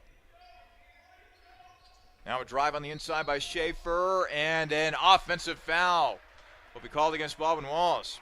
Looks like a little bit of a push-off there by Schaefer. That'll be the 15th foul on Baldwin Wallace this half. Capital already with 18 fouls. Baldwin Wallace 59, Capital 39. 11:50 left to play in our second half. Abel will bring it across half court. As Cam Caldwell will get a much-needed breather. Cameron Caldwell with 19 points. Ball will go out of bounds off of a Baldwin Wallace player, so Capital will keep the ball with 19 seconds remaining on the shot clock. By the way, they are underway over at B-Dub on the women's side, and Capital and Baldwin Wallace tied at 4 early on in that one. 7:25 remaining in the first quarter. Schreck spins around and gets hit on the shot by Nader. So now Schreck will head to the free throw line. Schreck has been quiet offensively today. Only 4 points and 4 rebounds. 2 of 8 from the field, 0 of 2 from three-point range. Native of Erlanger, Kentucky. Went to Dixie Heights High School, the same high school as Reed Bradfield. As Schreck not able to hit that free throw. He'll get one more chance at the cherry stripe, however. And now a substitution for Baldwin Wallace as Zach Sabula will come in, sophomore out of Brunswick. Shrek shot up and good. Baldwin Wallace 59, Capital 40, 11.5 to play in the second half.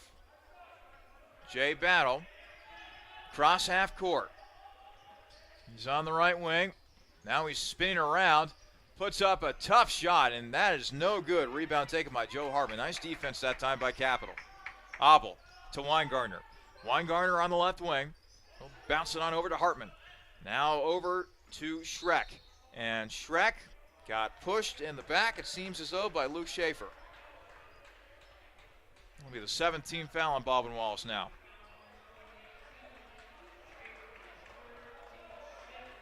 So Shrek once again will head to the free throw line. This will be the front end of a 1-and-1 upcoming, but not before a substitution's made by Baldwin Wallace as Mike Kaminsky comes back in for the Yellow Jackets.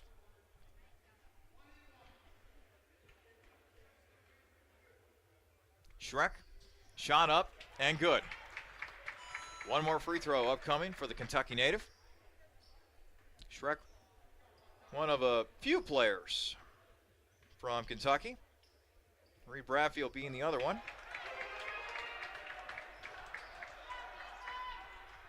Shrek hits both from the foul line.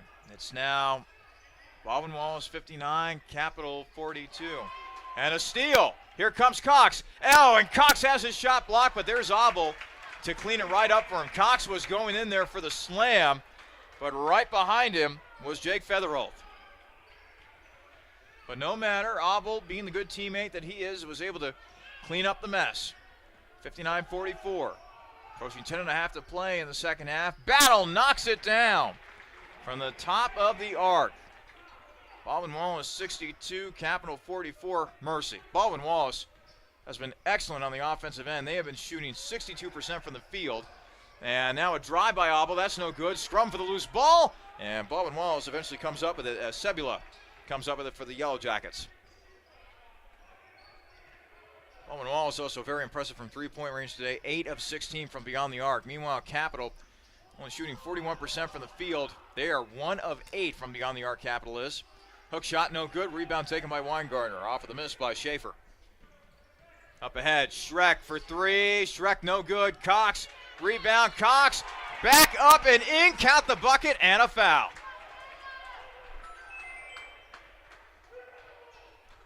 Cox now with 5 points.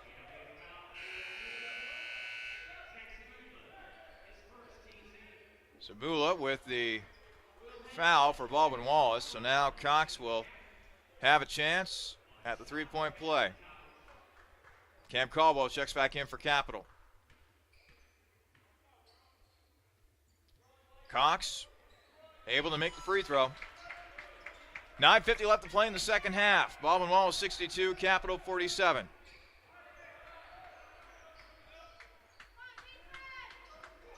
Sabula, now it's poked away. Cox slams it home. Caleb Cox with another fine defensive play, and this time he's able to put it home with a two-handed jam. We'll keep things right here at the Capitol Center. 9:33 left to play in the second half.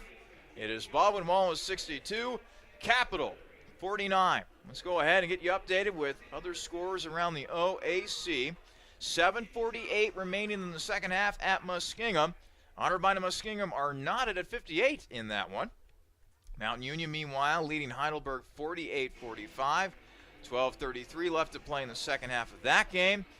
Good one brewing at John Carroll. The Blue Streaks trailing Ohio Northern 68-63 in that one. And they are underway officially at Wilmington. No big surprise here. Marietta out to a big lead, 17-4. 13:37 left to play in the first half of that affair. And we'll also go ahead and get you a score update involving the women's version of our game. Baldwin Wallace leading Capital 15-8. 3:12 left to play in the first quarter. Annika Watchman so far with 4 points on the afternoon for Capital. Meanwhile, Katie Smith and Riley Schill each have 5 points for Baldwin Wallace to pace the Yellow Jackets offensively. All right, after this timeout, Let's see if Capital has a little run in them here. Cut this deficit to single digits. Trying to make it interesting here as we approach the latter stages of our second half. 9:33 left to play in the second half. Baldwin Wallace 62, Capital 49.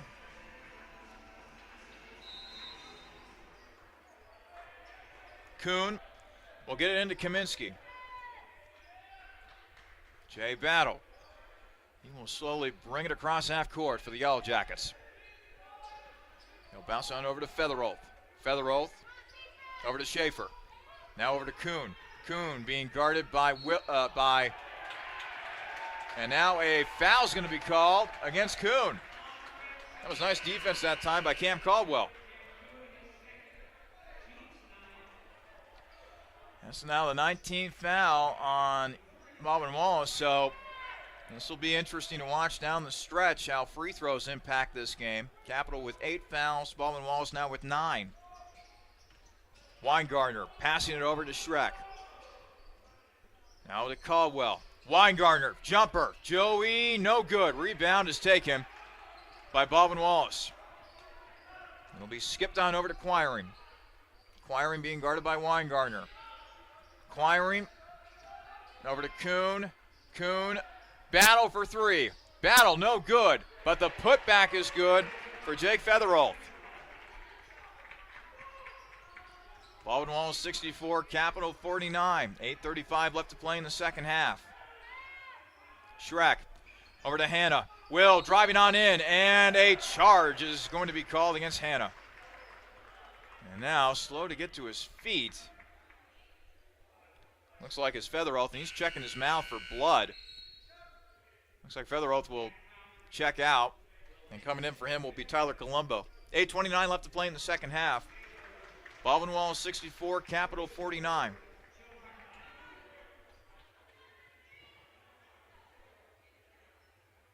Kaminsky getting set to inbound the ball. And meanwhile for Capital, coming back in is Joe Hartman. Quiring across half court. Left wing now to Kuhn for 3, and Kuhn not able to knock it down. Nice rebound that time by Schreck. Schreck across half court to Cox. Cox to Weingartner. Joey, jumper from the right elbow is good. The deficit has been cut to 13. 64-51. Baldwin Wallace still with the lead. 7:53 remain in the second half. Battle, barking out the signals in the half court. Over to Kaminsky for 3, and Kaminsky knocks it down. Baldwin Wallace 67, Capital 51. 7:38 left to play in the second half. Caldwell, top of the arc, gets a screen. Cam thought about a J. Now we need some help. He'll finally get it over to Schreck. Weingartner for 3. Joey knocks it down from the right wing. Baldwin Wallace 67, Capital 54. Okay, the deficit is back to 13. Can Capital cut into it a little more here? First, a defensive stop is needed. Quiring over to Battle. Battle near the corner. He'll dribble out of it towards the right wing. Back over to Quiring. 13 on the shot clock. Quiring drives in, skips it over to Kuhn in the corner. 8 on the clock. Kuhn drives on in, and a nice pass on the inside as Kuhn was able to find Colombo for 2. Baldwin Wallace 69, Capital 54. 6:42 left to play in the second half. Schreck to Burnham, over to Weingartner. Weingartner, left wing, inside to Schreck. Schreck, jump hook is good for Schreck. Lead back down to 13 for Baldwin Wallace, 69-56. 6:25 left to play in the second half. Colombo, dribbling around, being guarded by Cox. Passes it off to Kaminsky. Kaminsky to Colombo. Colombo trying to drive on in against Burnham. Spin move, and a traveling violation is going to be called against Colombo. Turnover for the Yellow Jackets. 6:13 remaining in the second half. Baldwin Wallace 69, Capital 56. Capital with an opportunity to cut the lead for Baldwin Wallace to 10. Schreck. Now over to Hartman. to Cox. Cox over to Hartman. Hartman back to Cox. 12 on the shot clock. Schreck trying to drive on in. And now Caldwell drives on in with the left hand and scores. 21 points for Cameron Caldwell. The lead is now 11, 69-58 for Baldwin Wallace. 5:40 left to play in regulation. Kuhn trying to drive on in. Kuhn misses the shot. Rebound taken by Caldwell. Here comes Caldwell down the other end.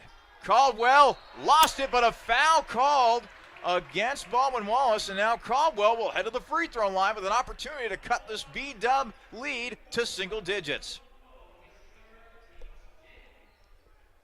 10th team foul on the day for Baldwin Wallace, by the way, so 2 free throws for Capital the rest of the way here.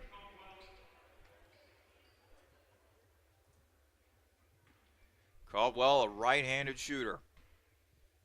Bounces the ball a couple times. Up, and I thought it was going to be good. I was hoping that one last bounce would help guide that ball in there, but that was not the case. No matter, one more free throw here for Caldwell. This could cut the Yellow Jackets' lead to 10. Shot on the way. It's good for Caldwell. Okay, things starting to get a little interesting here at the Cap Center. Baldwin Wallace 69, Capital 59. 5:20 left to play in regulation. Can Cap string together some defensive stops? Well, that won't help as Caldwell is whistled for a reach-in foul as he was trying to poke the ball away from Kuhn. That'll be the 10th team foul on Capital. So free throws here for Kuhn, who is usually pretty good at the foul line. Kuhn, an 80% free throw shooter. Shot is up, and it'll rattle home. One more upcoming for the Vermilion, Ohio native. So for right now, the Baldwin Wallace lead back up to double digits. One more free throw, Kuhn knocks it down. And at the end of the first quarter, by the way, Baldwin Wallace leading Capital, the women's team that is, 18-12. Annika Watchman pacing Capital offensively with 6 points.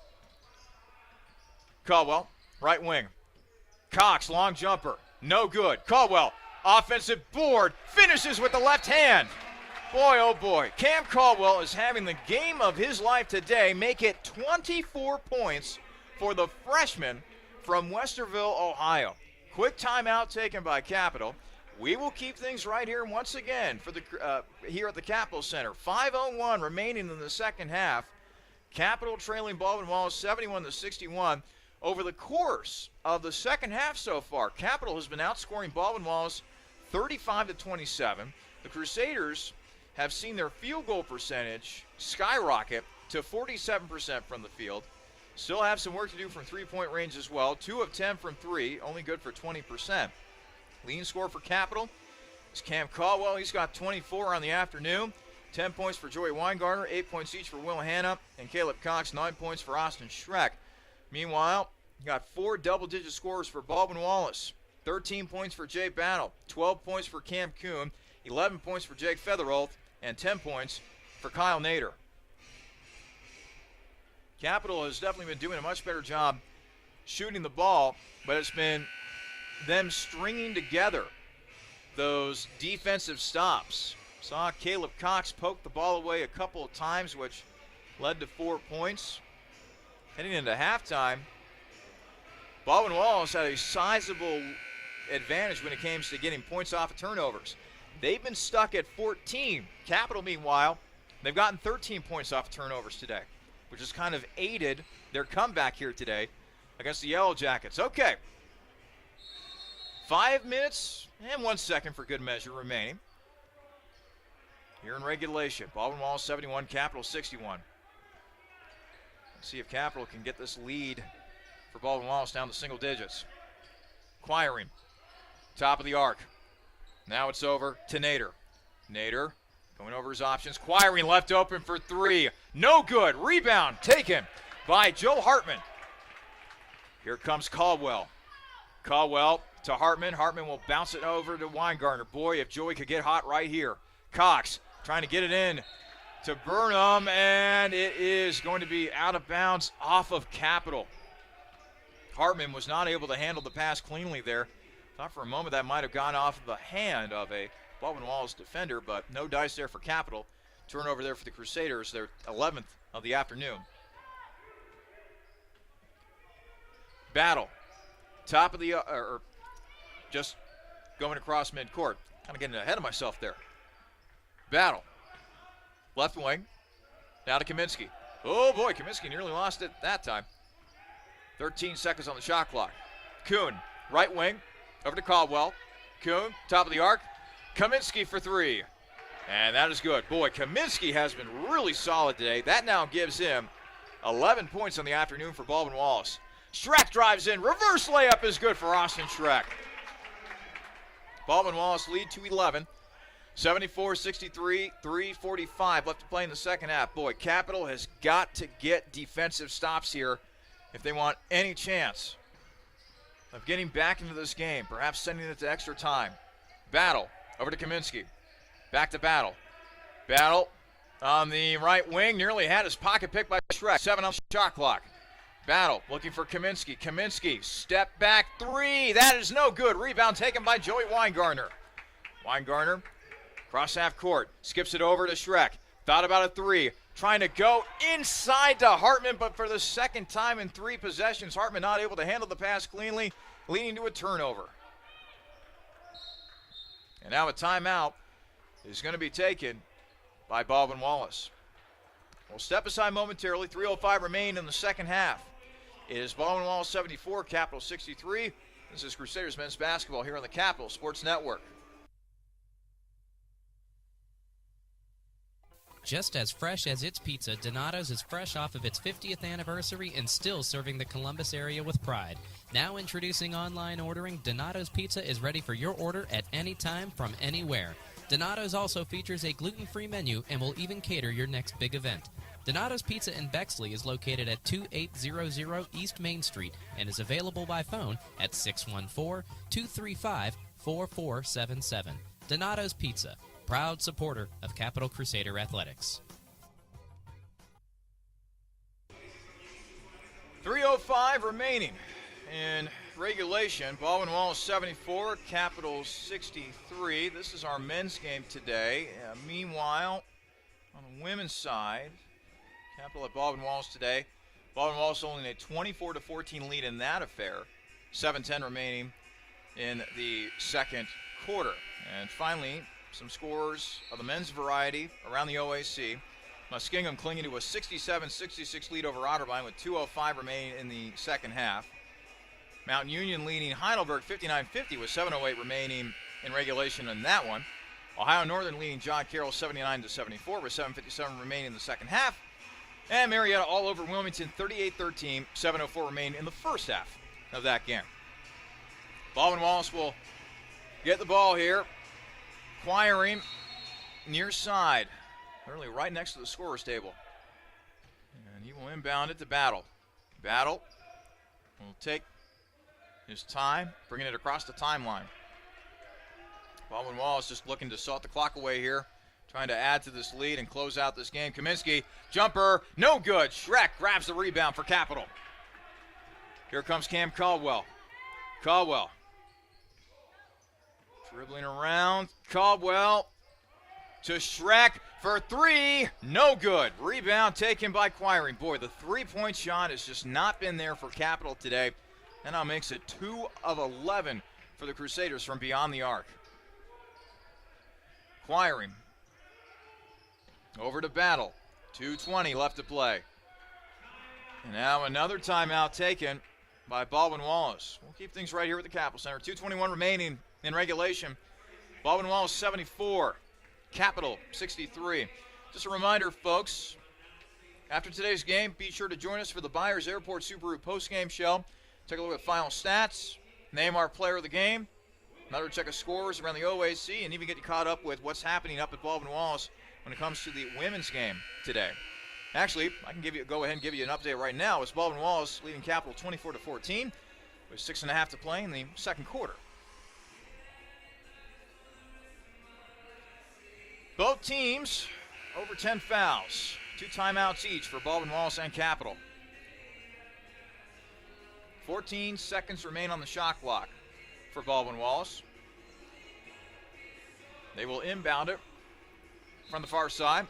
Acquiring the trigger man. Featherolf almost had it poked away that time by Cox. Acquiring to Kuhn. Kuhn inside, and he misses the shot. Kuhn throws it back in, and it went off of the knee of Caldwell that time. That was a savvy move right there by Kuhn. I don't know if he needed to throw like a 100-mile-per-hour fastball, but whatever works. In the meantime, though, fresh shot clock for Baldwin Wallace. Featherolf back out to Kuhn. Kuhn, he'll drive on in and score. Cam Kuhn. Normally, if you have 14 points in a basketball game, that's pretty good, but for a scorer like Cam Kuhn, that's rather pedestrian. Caldwell drives on in, and for one of the few times today, misses a layup, but Capital gets it back. Weingartner for three. Joey not able to knock it down. Offensive rebound by Hartman, however. Three-pointer for Caldwell. That's an air ball, but Schreck with an offensive board. Finally, Capital gets one to go down as Schreck converts at close range. The deficit is 11 points. The time, 1:25 remaining in regulation for Capital.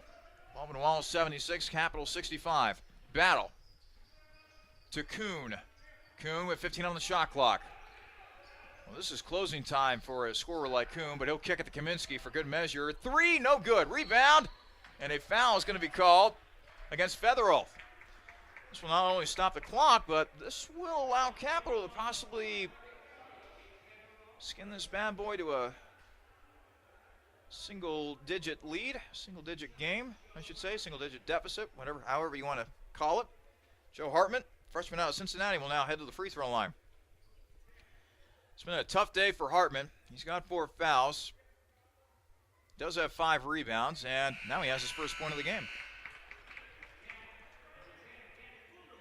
One more free throw upcoming for the Queen City native. Shot is up, and it's good for Hartman. So now he's got 2 points.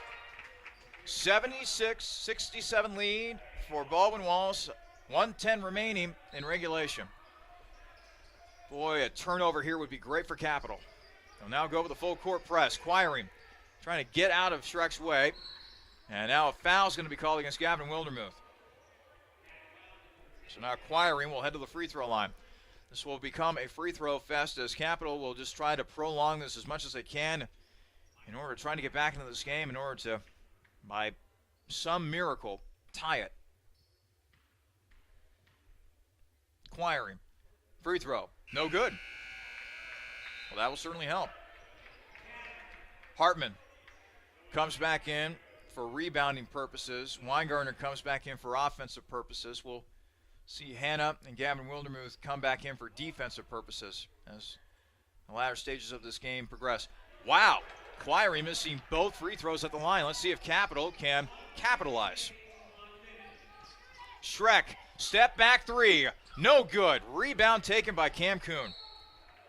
And Kuhn is fouled. Boy, the three-point shot, like I said earlier, this game has just not been there for Capital. Make it now 2 of 14 from beyond the arc for the Crusaders, 14%. Kuhn now heading to the free throw line. Kuhn with 14 points. He has shot 6 of 11 from the field. How about this? Kuhn has yet to hit a shot from three-point range. 0 of 1 from beyond the arc. Kuhn knocks it down. Baldwin Wallace lead back up to 10. 53.3 seconds remain in regulation. As Brendan Chukran will check back in for Capital. Or check in for Capital, I should say. First time that we've seen him today. Second free throw good for Kuhn. Give him 16 points on the afternoon. Baldwin Wallace 78, Capital 67, 53.3 seconds remain in regulation. Cam Caldwell, top of the arc. Now he'll drive on in, count the bucket, and a foul. Game not over just yet, folks. So Caldwell with 2 more. That's an opportunity for a three-point play. It's Dan Obel now, and Gavin Wildermuth will check in for Capital. And how about this? Cam Caldwell now with 26 points on the afternoon. His previous high, career high at Capital, had been 9. He blew that thing out of the water today. Free throw no good. Rebound taken by Featheroth. Now foul called against Capital. I think they're going to get Shrek on this one. Baldwin Wallace lead is 9, 78-69 in favor of the Yellow Jackets. 46.5 seconds remain in regulation.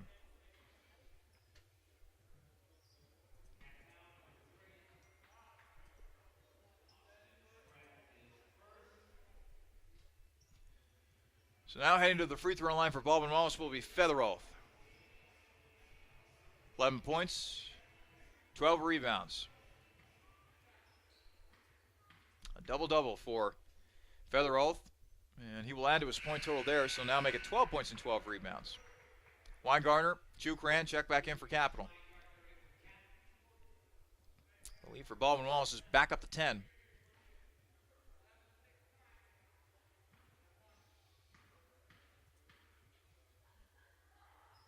Free throw for Featheroth. Routes in and out. Capital rebound.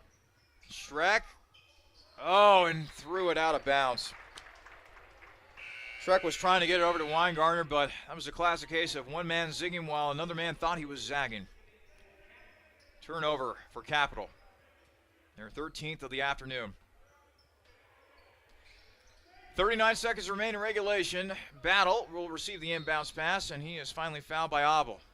And so now Battle, I should say, will head to the free throw line. 36 seconds remain in regulation. Baldwin Wallace 79, Capital 69. Meanwhile, the women's team for Capital down by 5, 26-21, with a minute 53 remaining in the first half of that game. Cassidy Bosch, 5 points on the afternoon. Elle Folan and Annika Watchman, they got 6. And Riley Schill and Katie Smith continue to be the leading scorers for Baldwin Wallace in that game. Each of those young ladies have 8. Brennan Chukram will check back in for Capital. An 80-69 lead for Baldwin Wallace. This was a textbook game offensively for the Yellow Jackets. As Battle will knock down the second free throw.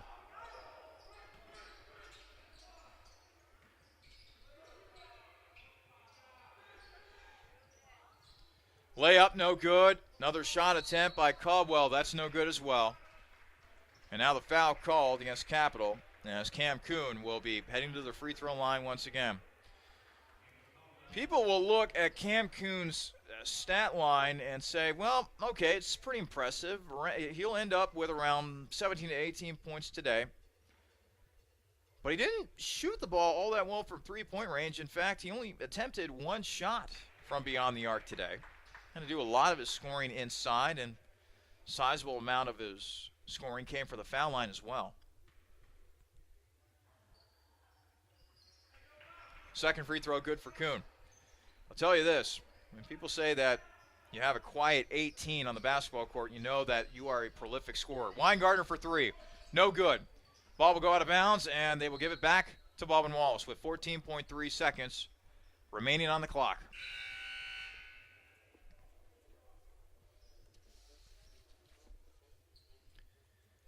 So with a loss today, Capital will drop to 4-6 overall and 1-3 within conference play, as Cam Kuhn will just dribble it out. Meanwhile, Baldwin Wallace, they improved to 6-2 overall and 3-1 within OAC play. The final buzzer sounds. Your final from the Capital Center today, Baldwin Wallace 83, Capital 69. Stay tuned for the Myers Airport Subaru postgame show. We'll take a look at the final stats, name our player of the game, look at the other scores around the OAC, and continue to get you updated with what's going on up at Baldwin Wallace for the women's game between both of these schools. Again, the final score, Baldwin Wallace 83, Capital 69. This has been a presentation of Crusaders men's basketball here on the Capital Sports Network.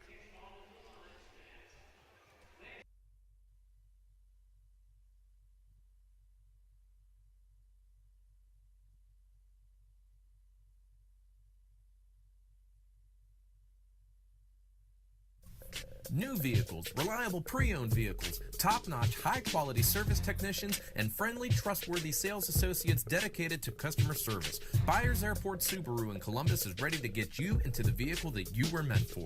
Stop by to see our selection at 401 North Hamilton Road in Columbus and take a test drive, or call Byers Airport Subaru at 877-265-9695 today.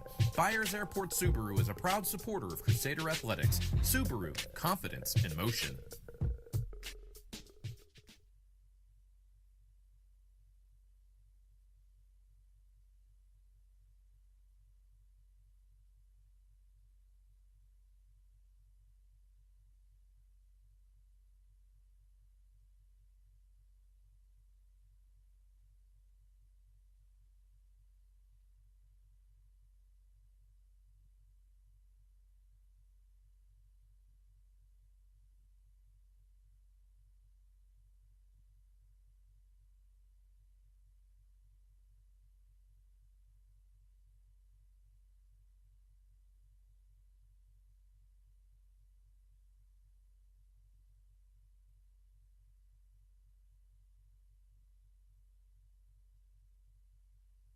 With 14 TVs to watch your favorite team or the next big event, Blank's Cafe and Pizzeria in German Village is ready for you and your group today.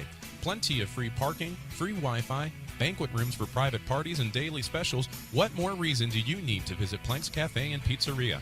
Blank's is located at 743 Parsons Avenue and has been serving the Columbus community since 1939.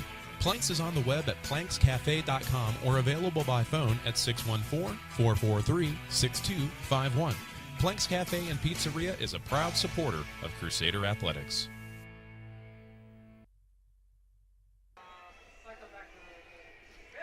Welcome into the Byers Airport Subaru postgame show. Our final today from Bexley.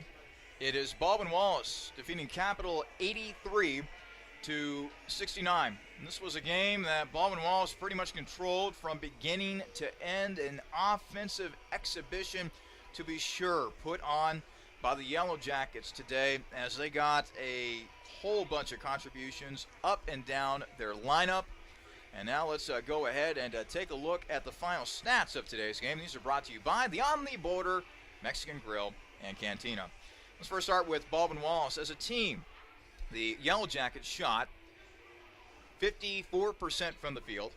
They shot 10 of 24 from beyond the arc, good for 42%. And 15 of 19 from the foul line, good for 79%. Baldwin Wallace ends up out-rebounding, well, actually, Capital ends up out-rebounding Baldwin Wallace 33-30, so a slight edge for Capital in that particular statistical category. Turnovers, Baldwin Wallace with 14, Capital with 13. The Crusaders themselves, they shot 45% from the field, 2 of 14 from beyond the arc, only good for 14% from downtown, and 15 of 21 from the free throw line, good for 72%. Now for some individual statistics. First for Baldwin Wallace. Leading scorer for the Yellow Jackets, surprise, surprise, Cam Kuhn, 18 points on 6 of 11 shooting from the field. No made free throw, three-pointers today for Kuhn, 0 of 1 from beyond the arc, also 6 of 6 from the foul line. 11 points and 5 rebounds for Mike Kaminsky. Jake Featherwell had a double-double, 12 points and 12 rebounds. 15 points for Jay Battle, 8 points for Michael Quiring, 10 points for Kyle Nader, and finally 9 points for Tyler Colombo. Those are your scores for Baldwin Wallace on the afternoon. Meanwhile, for Capital, what a game for Cameron Caldwell. 26 points on 10 of 15 shooting from the field. He was 0 of 1 from three-point range and 6 of 9 from the foul line. A new career high for the freshman from Westerville, Ohio, Cameron Caldwell. 8 points and 7 rebounds for Caleb Cox, 13 points and 8 rebounds for Austin Schreck, 8 points for Will Hanna, 10 points for Joey Weingartner, and 2 points each for Dan Abel and Joe Hartman. So those are your stats from this game. Baldwin Wallace, like we said, led from beginning to end. They held a 44-26 lead at the half, and although Capital outscored Baldwin Wallace 43-39 in the second half of today's game, it was not enough, as Capital was not able to dig themselves out of this big hole. So with the loss today, Capital drops to 4-6 overall, 1-3 with an OAC play. Baldwin Wallace, meanwhile, improves to 6-2 overall and 3-1 with an OAC play. Coming up, we will have our post-game coach interview, brought to you by Peking Dynasty. That is on the other side of this very quick timeout.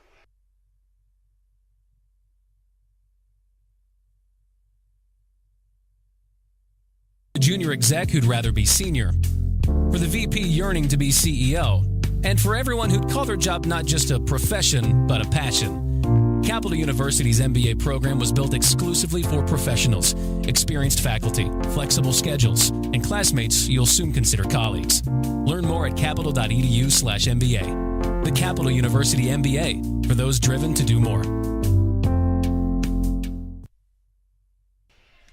Welcome back to the Capital Center. Again, this is the Byers Airport Subaru postgame show. And joining us now is one of the assistant coaches for Capital, that being Jeff Gonwer. Our coach's interview brought to you by Peking Dynasty. Coach, tough game. Baldwin Wallace came in here and from the word go was just shooting it everywhere from three-point range all over the field. What do you think of the offensive exhibition put on by the Yellow Jackets?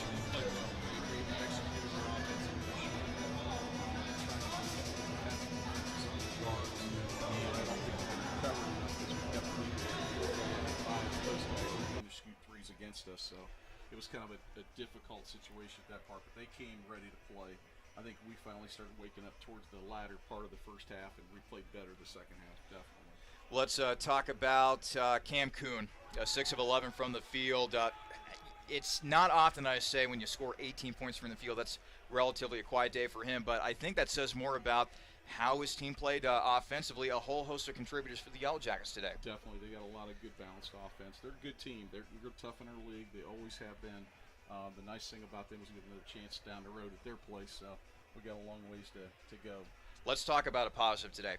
I thought Cam Caldwell took a very big step in his development. This guy is only a freshman, but today he establishes a new career high with 26 points. Didn't really do all that much from three-point range, but it seemed like, Coach, every single time he was driving in the lane, he was able to get his points. Yeah, definitely. As long as he stays on the floor and he doesn't get himself into foul trouble, he plays very, very good basketball. He knows how to play defense. He came from a great high school program. He came well prepared coming into here. He spent a lot of extra time before he got into Capital to play with our guys, and you can see the progression of what is paying off for him, definitely. You're going to be going out of conference here in the next couple of days when Mount St. Joseph comes to calling. What are you wanting to get out of that game before we put the kaput on the year 2017 and get ready for 2018? We got to come out with a lot better effort, especially on the defensive end. We got to make sure that we do our best on the rebounding to keep them locked out, no extra second shots. Offensively, I think we've got to figure out as time goes on what's available for us to take advantage of, as opposed to trying to play robotically, and that's kind of what we've been working towards, is figuring out what the defense has given us. And some of the guys are starting to figure it out. They understand what we're doing. It's really going to be a bigger season, I think, as we continue this process. I know they're excited for sure coming back after Christmas to give them a little bit of break time. But I think, Mount St. Joe, we owe those guys. We should have beat them last year at their place, and it should be a good game for us on Monday night. All right, Coach, thank you so much. Sorry about the tough loss, and hopefully a better effort against Mount St. Joe's on Monday. Okay, thank you. Assistant Coach Jeff Gonwer joining us here on the Byers Airport Subaru postgame show as Capital falls to Baldwin Wallace today, 83-69. Again, with the loss today, Capital falls to 4-6 overall, 1-3 with an OAC play. Meanwhile, Baldwin Wallace improves to 6-2 overall and 3-1 within OAC play. Let's now go ahead and name today's player of the game, brought to you by Donato's Pizza. Just talked about it with Coach Gonwer just a moment ago. Cameron Caldwell, whenever you are able to establish a new career high, the way he did that today definitely puts you in the running for player of the game. Caldwell, a big bright spot here in a game that was full of negatives for Capital. Caldwell with 26 points, shot the ball very well from the field, 10 of 15 from the field, 0 of 1 from three-point range, 6 of 9 from the foul line. Also chipped in with an assist and 4 rebounds as well. Cameron Caldwell, our player of the game, brought to you by Donato's Pizza. Let's now go ahead and give you one final scoreboard update around the OAC. And we actually have some finals rolling in for you. Otterbein remains winless. The Cardinals lose to Muskingum today, 76-71. So now Otterbein is 0-9 overall in the season and 0-4 within OAC play. Mount Union triumphs over Heidelberg, 75-63. John Carroll wins a shootout against Ohio Northern. It's the Blue Streaks over the Polar Bears, 101-95. And they are at the half at Wilmington. Marietta leading the Quakers in that one, 52-23. That OAC scoreboard update, by the way, brought to you by the Honey Baked Ham Company. And finally, another Capital scoreboard check here, brought to you by Peking Dynasty. I tell you how the women's team is doing. And they are about to start the second half at Baldwin Wallace, and that is a close game. Actually, they just started, as a matter of fact, as both teams are coming out of their respective tunnels. It is Baldwin Wallace leading Capital 26-23 at this moment. Leading score for Capital, and that's a tie. That's a three-way tie, actually, between Annika Watchman, Elle Folan, and Reagan Stonerock, who each have 6 points apiece. Katie Smith and Riley Schill, those are your leading scorers for Baldwin Wallace. They each have 8 points. So let's go ahead and tell you when our next broadcast will be for both men's and women's basketball. You will be hearing my voice once again coming up here on Monday. You heard Coach Gongwer reference this. The next game for Capital will be against Mount St. Joseph. And this will be a game in which Capital will step outside of the OAC. Their final game that they play in the calendar year of 2017. That game is scheduled for a 7 p.m. tip, which means that we will get things started with the Jimmy John's pregame show beginning at 6:30 p.m. that night. That'll be our final game of the year 2017. Meanwhile, our next women's basketball broadcast, well, you'll get to hear the dulcet tones of my good friend Jimmy Bloomfield for that. After their game with Baldwin Wallace today, the women's team will be playing a couple games within the Marriott Christmas Tournament right here at the Capitol Center. Their first matchup will be against the Denison Big Red. That will be coming up on Friday, December 29th. That game is scheduled for a 7 p.m. start. So you'll start hearing Jimmy and the pregame show and all that good stuff beginning at 6:30 that night. That'll be followed by another contest the next night, Saturday, December 30th, when Kenyon comes a-calling. Kenyon and Capital will start tangling at 5 p.m. The pregame show that night will begin at 4:30 p.m. So some Capital basketball for you, both on the men's and women's sides, before we say adieu to the year 2017 and get ready for the new year of 2018. This is Charlie Danis saying one final time, the final score today from the Capitol Center, it is Baldwin Wallace 83, Capital 69. Until then, everybody, so long from Bexley, Ohio.